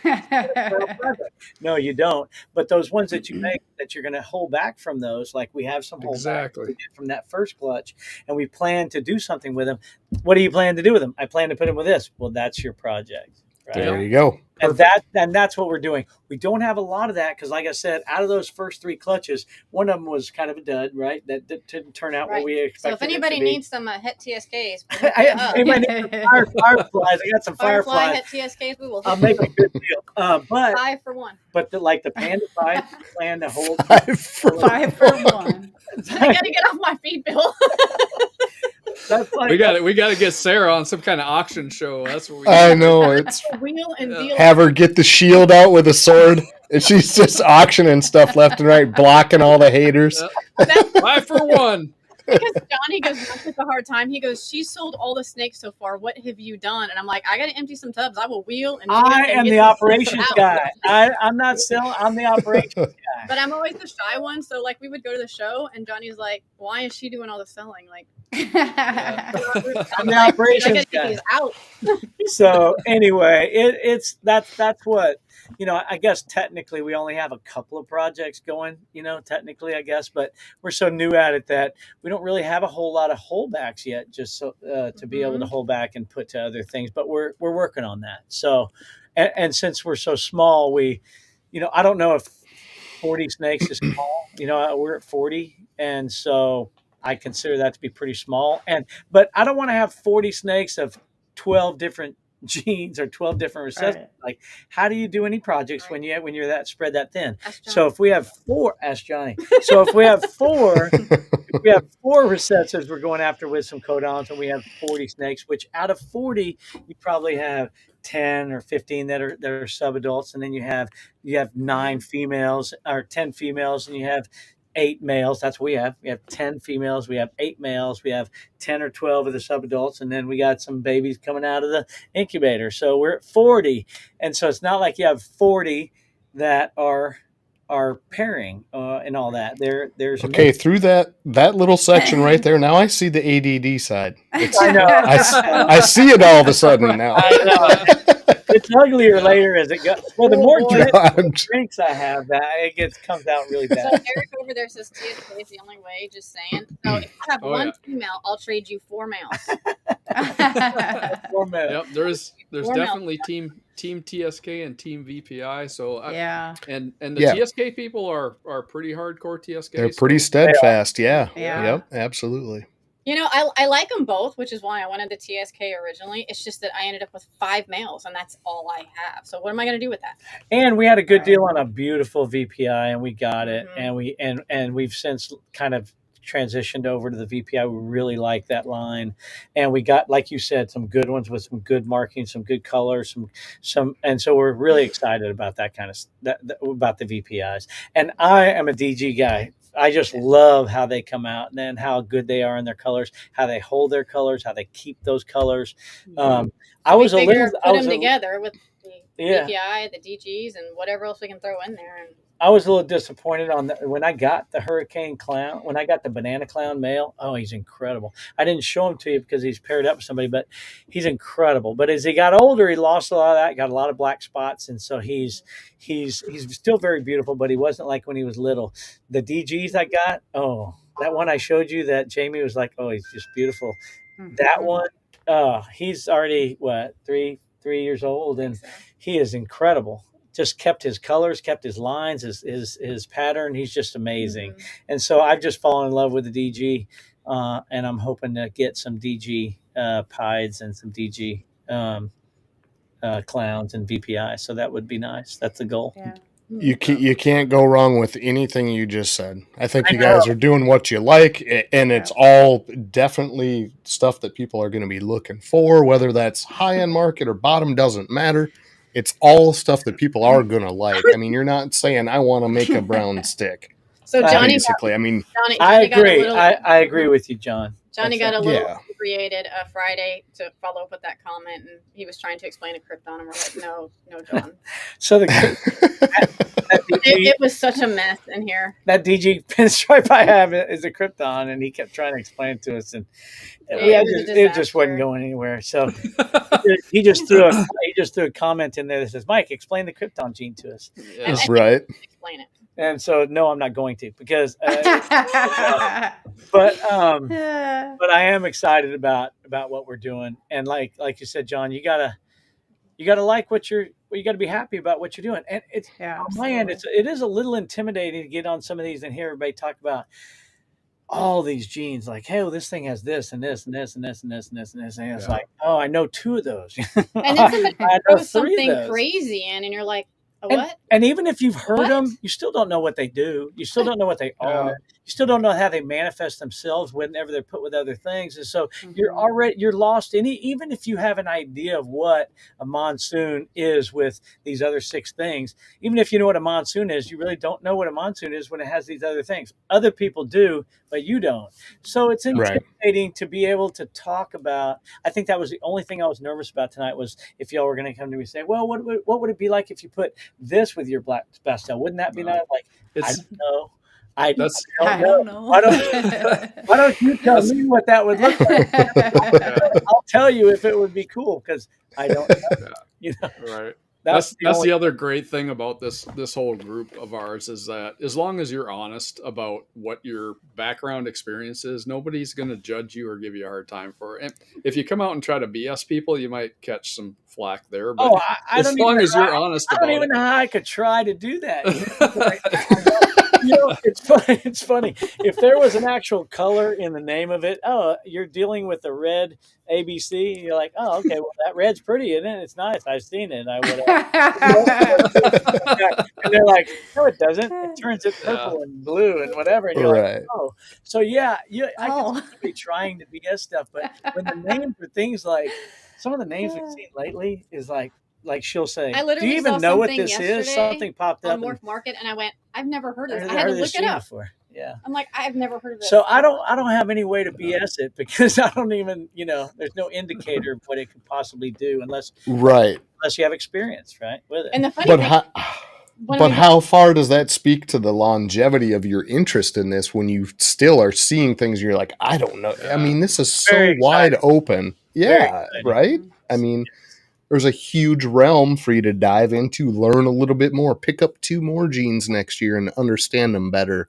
It's like there's no rush to get anywhere. Yeah, and I think as long as nobody makes you feel like that, or as long as this industry doesn't not that anybody would do that, but if this industry made you feel that way, that you needed to know more than what you know or quicker than what you do, I could see people going, oh, this isn't for me. But horses are very much that way. But it's not. But this is not. Right. It's not. This has been, hey, you're doing this? Great. Do the best with that. You're doing this, do the best with that. And you know what was great about Ray? Ray said, what do you have? I go, this is what I have. I got 8 snakes. I got 12 snakes, whatever. I had it when in Daytona, I have 22, and this is what they are. And he goes, this is what you could do. If you did this and this, you could do this. And if you did this and this, you could do that. Right. And I'd be like, he goes, you ought to look those up, right? Look up those combinations I've told you. And then you could see, oh, that might be something you like. And I'm like, I didn't even, we didn't even think of that. We didn't even think of what possibilities to how to go at it. We didn't even know how to strategize it, so to speak, right? It's one thing to go to Morph Market and start just looking for snakes and go, oh, I like that. It's pretty. Oh, I like that. Oh, I like that. But it's better if you already have some, and then you put those together, and then you start looking. Right? That's a better strategy. That's a better plan, because you already have those. And I know Johnny's jacking with me. I know he is. Because he knows I hate the cold. Like, he shows up and I look like that kid from A Christmas Story. Like, I can't put my when it's 40. And we live in Houston. When it's 40, she looks like that. So right. Even funnier than you think. So but that was a good strategy from Ray, was let's go, hey, don't just look at anything that's out there and see what you like, because then you'll be like everybody else and you'll just start grabbing a whole bunch of stuff. But take what you have and go start putting some of those together and figuring out what they could turn into and whatnot. And then you go, oh, wow. Right now I have some plans for the stuff I already have. And that's what I did. That's where I got to where we are right now. And that's why he was so influential. Yeah. Maybe that wasn't the best thing, but it seemed like the best thing. And I'm happy with what it's turned out for us. So yeah. And that's something that went around a little bit. I can't really pin down the time frame, but there was a big kind of a tendency for people to say, oh, you've got to get rid of all of that. You got to get rid of all of that and start it. Well, no, I mean, what you have there is a viable animal. It's healthy. That can be part of something interesting. Don't just automatically throw out what you have and just assume that you need these genes only. Right. That used to bother me a lot when we first got in, and everybody's like, oh, you got to get rid of all that stuff. Well, if you have 80 of the same thing, yes, you need to get rid of 70 of those. Do you know what I mean? Or a big bulk of that. But no, you don't need to get rid of all of that. There isn't something you need to eliminate, completely, but you do have to look at what you have and build from there and use that. It's a far healthier attitude than get rid of all of that and just go get this. Go copy this, We've done that with the things that we have. Maybe we bought 2 snakes that we wanted to go together originally, but then, economics changed, interest in certain genes changed, and maybe we went, you know what, maybe that isn't the best match right now. Let's look at what might be better right now. And so a different snake that we have to it. And so we've done that a couple of times, gone off. A lot of that'll change too as you guys go on. So the one thing I noted, you were talking about your male to female ratio. Mm-hmm. It sounded like you're almost like a 50-50. Almost. And I said no male at the beginning. Yeah, and that will change totally the other. You'll be down to where you've got a fifth of your numbers are males and the rest are female. I mean, that's where you're going to want to get to. You're going to want to kind of stack up in your males. You can breed those to multiple females, right? It starts to make sense, but you really need to work through your projects or wherever you're going to try to make sense out of the female end of it and the male end of it. But yeah, the 50-50 thing, it works where you're at. Once you get up in numbers, it won't work at all. It won't work. So that's just as an example, right? So one of the things that I asked John, and maybe you guys being more experienced could tell me, and that is, I said, John, wouldn't it be a goal to be predictable enough in every clutch that you make to not have any normals ever, right? Absolutely. Never make any visual normals. How long does it take to get there? And it's probably variable. It's probably a variable answer. Yep.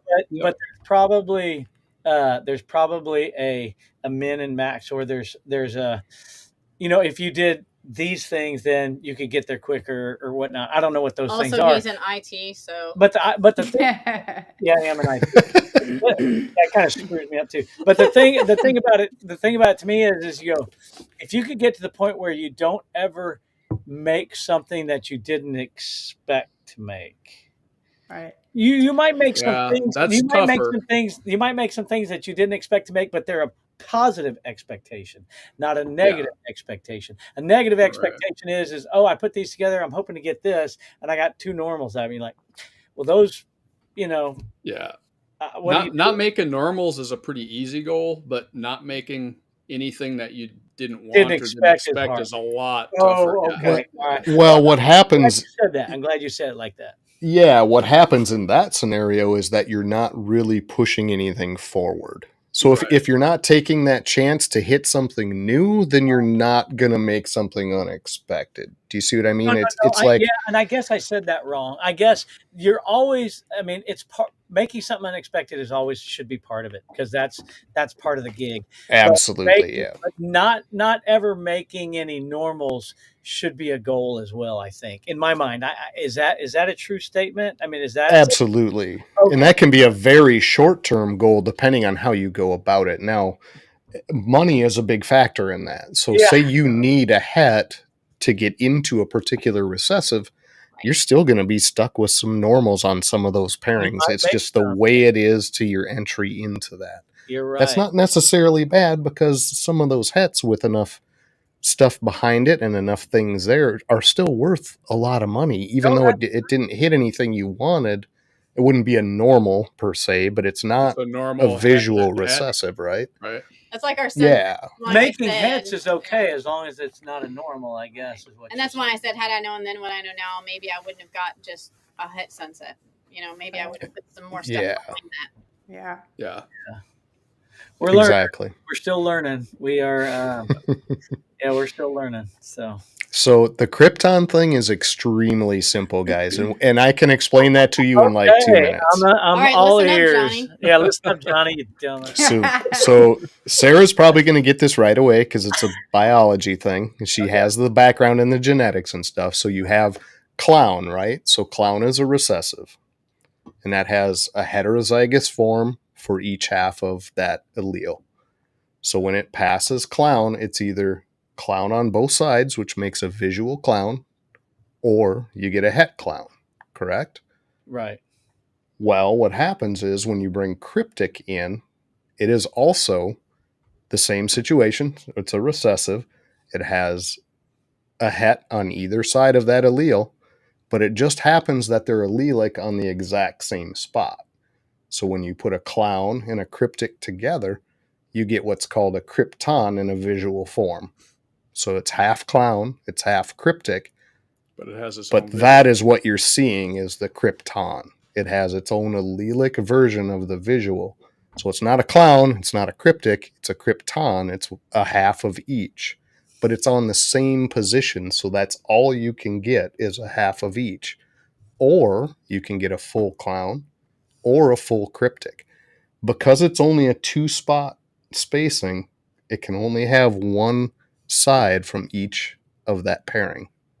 So you can't get a full cryptic, full clown. You can get a crypton, so it's half and half, Right. but you can't get a full clown. You could get a cryptic, you could get a clown, or you can get a krypton. Correct. Okay. If that makes sense. So if you take a crypton, which is half and half, it's got half clown and half cryptic, and you put that with a clown, which is 2 clowns, right? So now you have 2 clowns and 2 cryptics, or excuse me, a krypton and a cryptic. Yeah. You put those together, you'll get clowns and kryptons only. You can't get anything else because it has to pass one of the two. So you're either going to get a visual clown or a krypton. Don't have another option. That's all you can get. No, that is not what you said, Johnny. So don't be talking back. That's not what you said the other night. Damn you. So, John, don't listen to him. He tried to explain it to me, and he did not explain it like that. He's at least October right now. So he did not explain it like that. Yeah, it's really actually pretty simple if you know how to do like a 4-place Punnett square. Sarah, I'm sure you're familiar with that from biology and stuff. If you can do a 4-place Punnett square, it works out really easy. You could see exactly what you could get. Okay. But the thing to keep in mind is being allelic as a recessive. Yeah, that's the key. That's what gets confusing to people because they're in the same spot. They can't share the same space. They either have to split it or they have to take up both spots. Okay. Right. Do you see what I mean? Yes. And it's not like a double recessive. Right. Double recessives are in a different place, so they could be both. Right. So the offspring has to clown or, right? Correct. Yeah, if you have a krypton and you go to a normal, it has to be either clown or cryptic. It can't be a normal. It has to be het of one or the other. Yes. Because it has to pass something from that allele, right? Hey, look. I hope that makes sense. I mean, I'm trying to explain it as basic as I can. Exactly. No, that makes sense a lot. See, what's difference between the way Johnny explained it, what you did. It's about 18 beers, probably, the difference. He didn't make any sense at all. He didn't say anything that you just said. So, and he thinks that all he did was leave out the word allelic. He didn't just leave out the allelic. He just didn't. Right. Well, that's that's funny. That is what we're learning about that, and I know there's a lot of conversation in a lot of these shows nowadays about kryptons right now. About it. It's a very rare case. It's like your Candino that you had and you pulled out. It's the exact same situation, just with cryptic and clown. Mm-hmm. But those are extremely powerful. If you can load a krypton into something and you bring that into a clown project, you're set. You get all clowns or kryptons, every baby. Well, you don't have. That's what we have in that DG pinstripe krypton. Right. There you go. So there is no normals. And you know what I put him with? I put him with that. I put him with the Hurricane Clown. I put her. That's what Ray had said. I told Ray I wanted to put the banana clown and the hurricane clown together. That's why I bought those, put those together, make those banana hurricane clowns. And he goes, you might want to do that next year. This first year, why don't you put it would be a good idea to put you that Krypton together with that clown, that hurricane clown. And now you get DG and you get clown and you get Krypton. Oh my goodness. It's like, then you hold it back and you put it back together. And now you got your DG and your clown, or your DG and Krypton, which is extremely powerful. And I'm like, oh, okay. So that's what I've done is my pairings for that that hurricane. Here comes the ADD again. It's in a blue book. I know. I'm sorry. Mixed with the ice. No, it's fine. It's fine. It's Katrina and Superman. Superman's for sure, John. The pinstripe. I put those together. So yeah, that DG Krypton project will be nice. If you ask John today what it is, he'll know exactly. It's just after that many beers. It was in. No shit. Don't give him credit. No, he There's beer passes. Every couple beers you get another pass. So.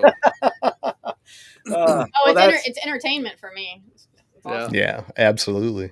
It's been awesome. It really has. This whole industry, we weren't in this 3 years ago. We were playing racquetball and competitively. She was racing horses competitively. Going overseas, they went to Mongolia to run a 100-mile race. They 700-mile race, 1,000-kilometer race. This is wow. And now 3 years later, we have a snake business that my sister's probably thinking, what in the world has happened? I think snakes are so much easier on your knees. I mean, so much easier. You know how John sold me? The horses are fine. It's not that. So I'll tell you how John sold me on it. Let me tell you how John sold me on it. John said, "Look, Mike, I've been looking for that second business, something I'm going to retire, and then I'll have a little extra money and have things we could do. I like snakes.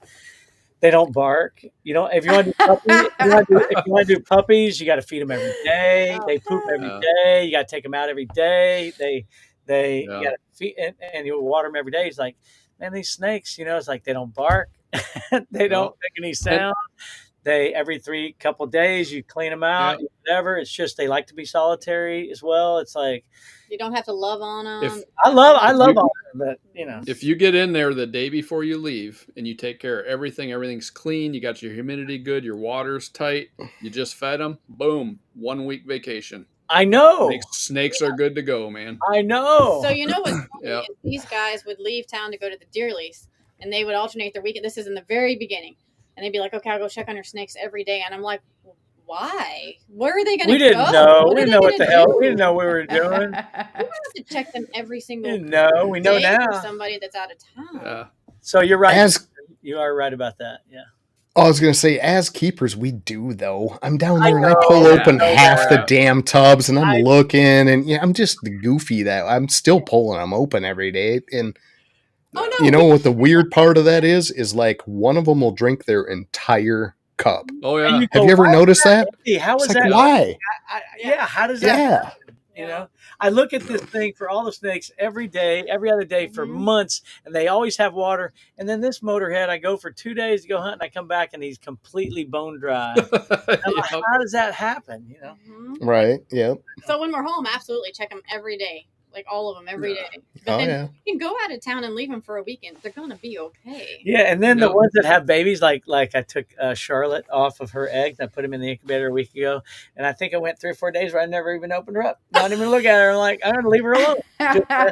She just laid. She wants some rest. I'll leave her alone 3 or 4 days. You don't even have to. And then when I do, she's totally fine. I'm like, I love this. This is awesome. Yeah. Sometimes he'll be having meetings right here all day. And then you'll see me run in the back door because I don't realize he's in a meeting. I'm pulling out tubs. And I'm like, oh, she's looking at him while I'm on camera. And sometimes I'll just reach over and grab one of them, and it's been a lot of fun. It really has been enjoyable. It's been a lot of fun, Well, I'll tell you what is fun is you two. You two are a lot of fun. You're a great couple. This is exactly what people need to see. When you see us face to face, you're going to go, oh, this is... It's love or hate. No, not at all. and this is what people need to see. People need to see this on the front end, on the starting end. Hey, don't stress stuff so bad. This isn't a race. This isn't a sprint to some kind of finish line. Get in, enjoy it, enjoy the people, enjoy the community, and have fun with it, right? I mean, like at the end of the day. And you know what we kind of realized, or at least I realized, is we're not going to be on the forefront of that new gene coming out or that most expensive snake made. Right. Yeah. So at first you're kind of chasing the genes, and you're kind of chasing the You think you are, but you're nowhere near it. And then you realize you're like, wait a minute, we got like 35 snakes. No, let's enjoy ourselves. Maybe we'll get there eventually where we could do something new or whatever, but that's fine. But let's take that stress out of it, because I didn't get into this to add another damn stress thing in my life. Absolutely.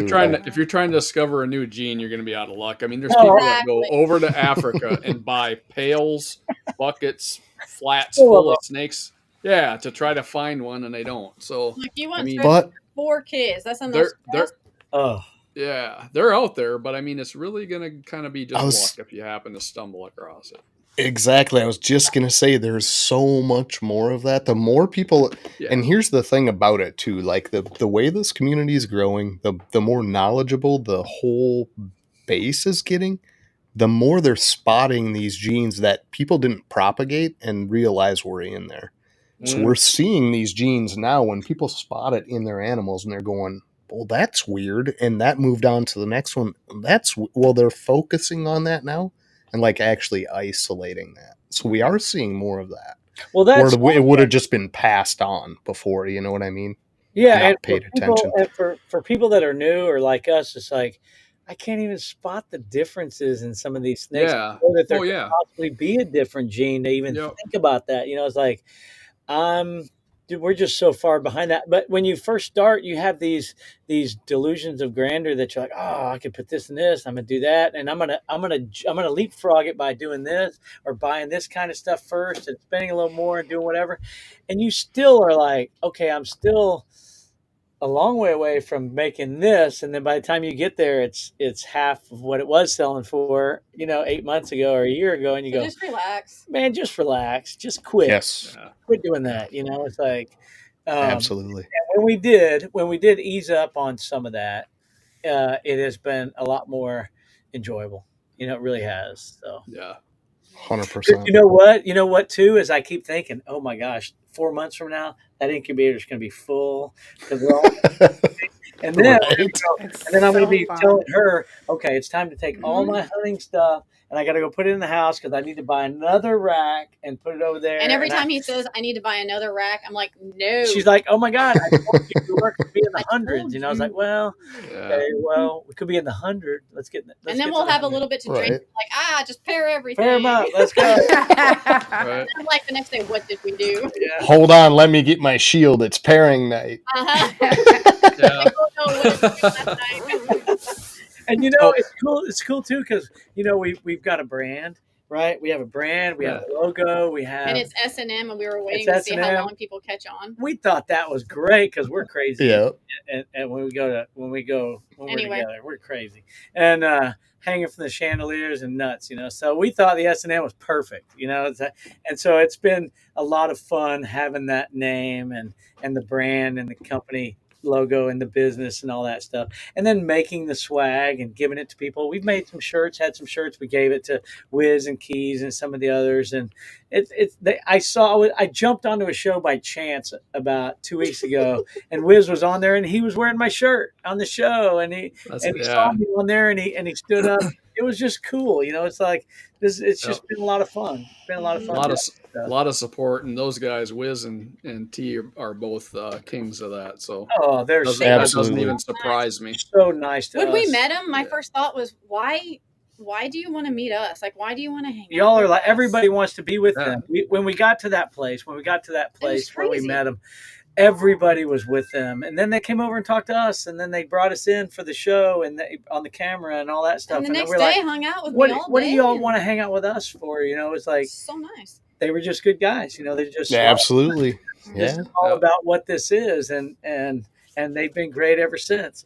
And then I didn't talk to him for a month or two, and then all of a sudden he's wearing my shirt on his show, and I thought, this is cool. It's just a lot of fun, Yeah, that's exactly it, and I do want that to be like the beacon, the message that goes out to everybody that's even curious about reptiles. Like, why have the impression that I carried around for the majority of my life of what it would be like? Like, I did not picture this at all, and I think people need to picture this because we're sitting at like 4 or 5% of the pet community.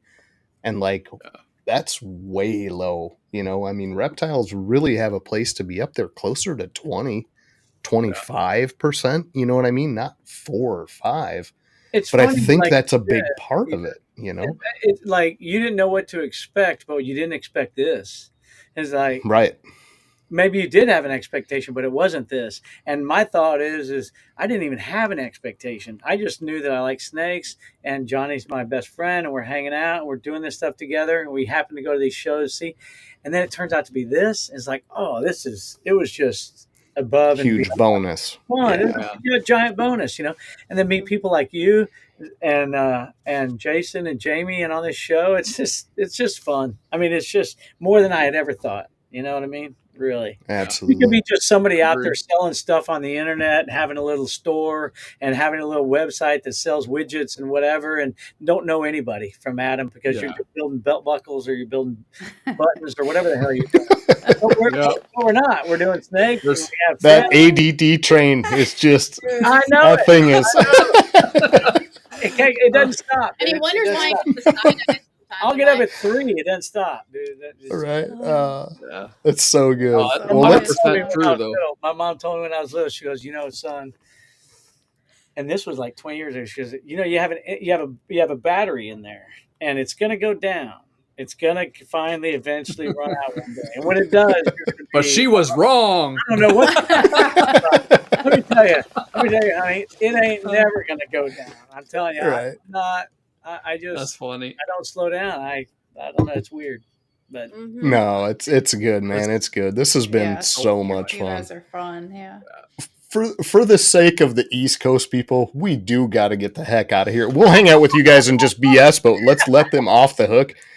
But let's do our trivia question. I have no idea how Jamie is going to find something in this show. I mean, it's been nonstop hilarity and a good time, but she's supposed to pin one down for the show and just go, okay, we're going to focus on this. This is how people get Forge Coin, by the way.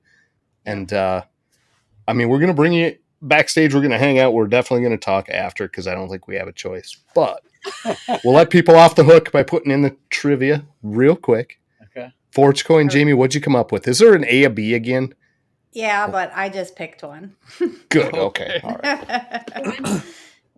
How many clutches did Mike and Sarah have in 2023? Should be fairly simple, I think.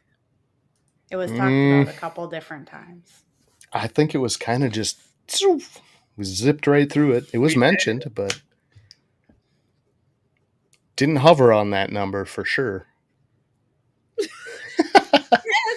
Mike, quit whispering over there, Mike. I know. We know you know the answer. No, he had to confirm. Oh. I think Val has the correct answer. Am I right? Okay. Yes. I believe that's what I heard. Okay. Congratulations, Val. Very We'll nice. put you on the Forge Coin board. Kudos, sir. Val from White Feather gets a 10 Forge Coin thrown in the bank. The bank is getting enormous because no one spends out of there. I can't figure that out for the life of me. 4 TSK males. There you go. There you go.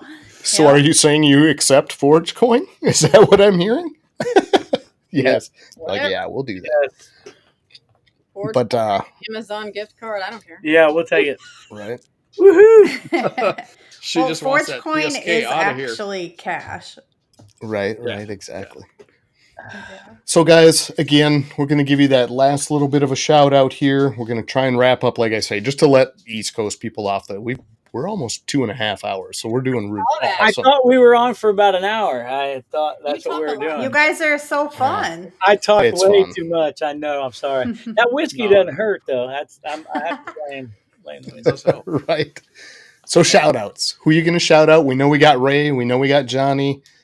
Couple other names that you just want to say, hey, thanks, guys. Thanks for letting us in here with such welcoming arms. It's been awesome dealing with you. I want to say hi to Sammy. Thanks so much to Sammy. Big great shout out to him. Obviously, Awesome. with the keys, Lady Tiss was great with you when we were in Daytona.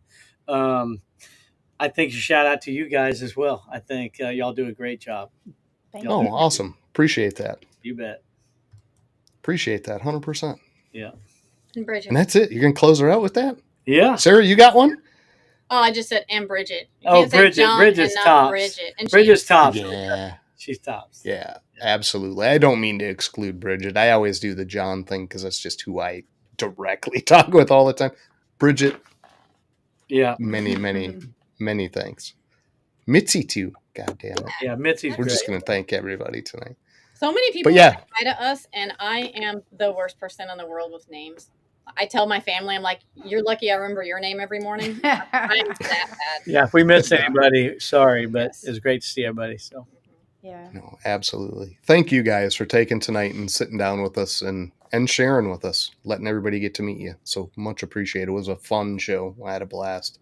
Jason, Jamie, anything you guys got on closing? No, just thanks. It was really a fun show. So good. I appreciate it. I'm glad. It's a blast. All right. Awesome. Well, we're going to close it out. We've got Miggy all the way from California coming in. Miggy's Morphs.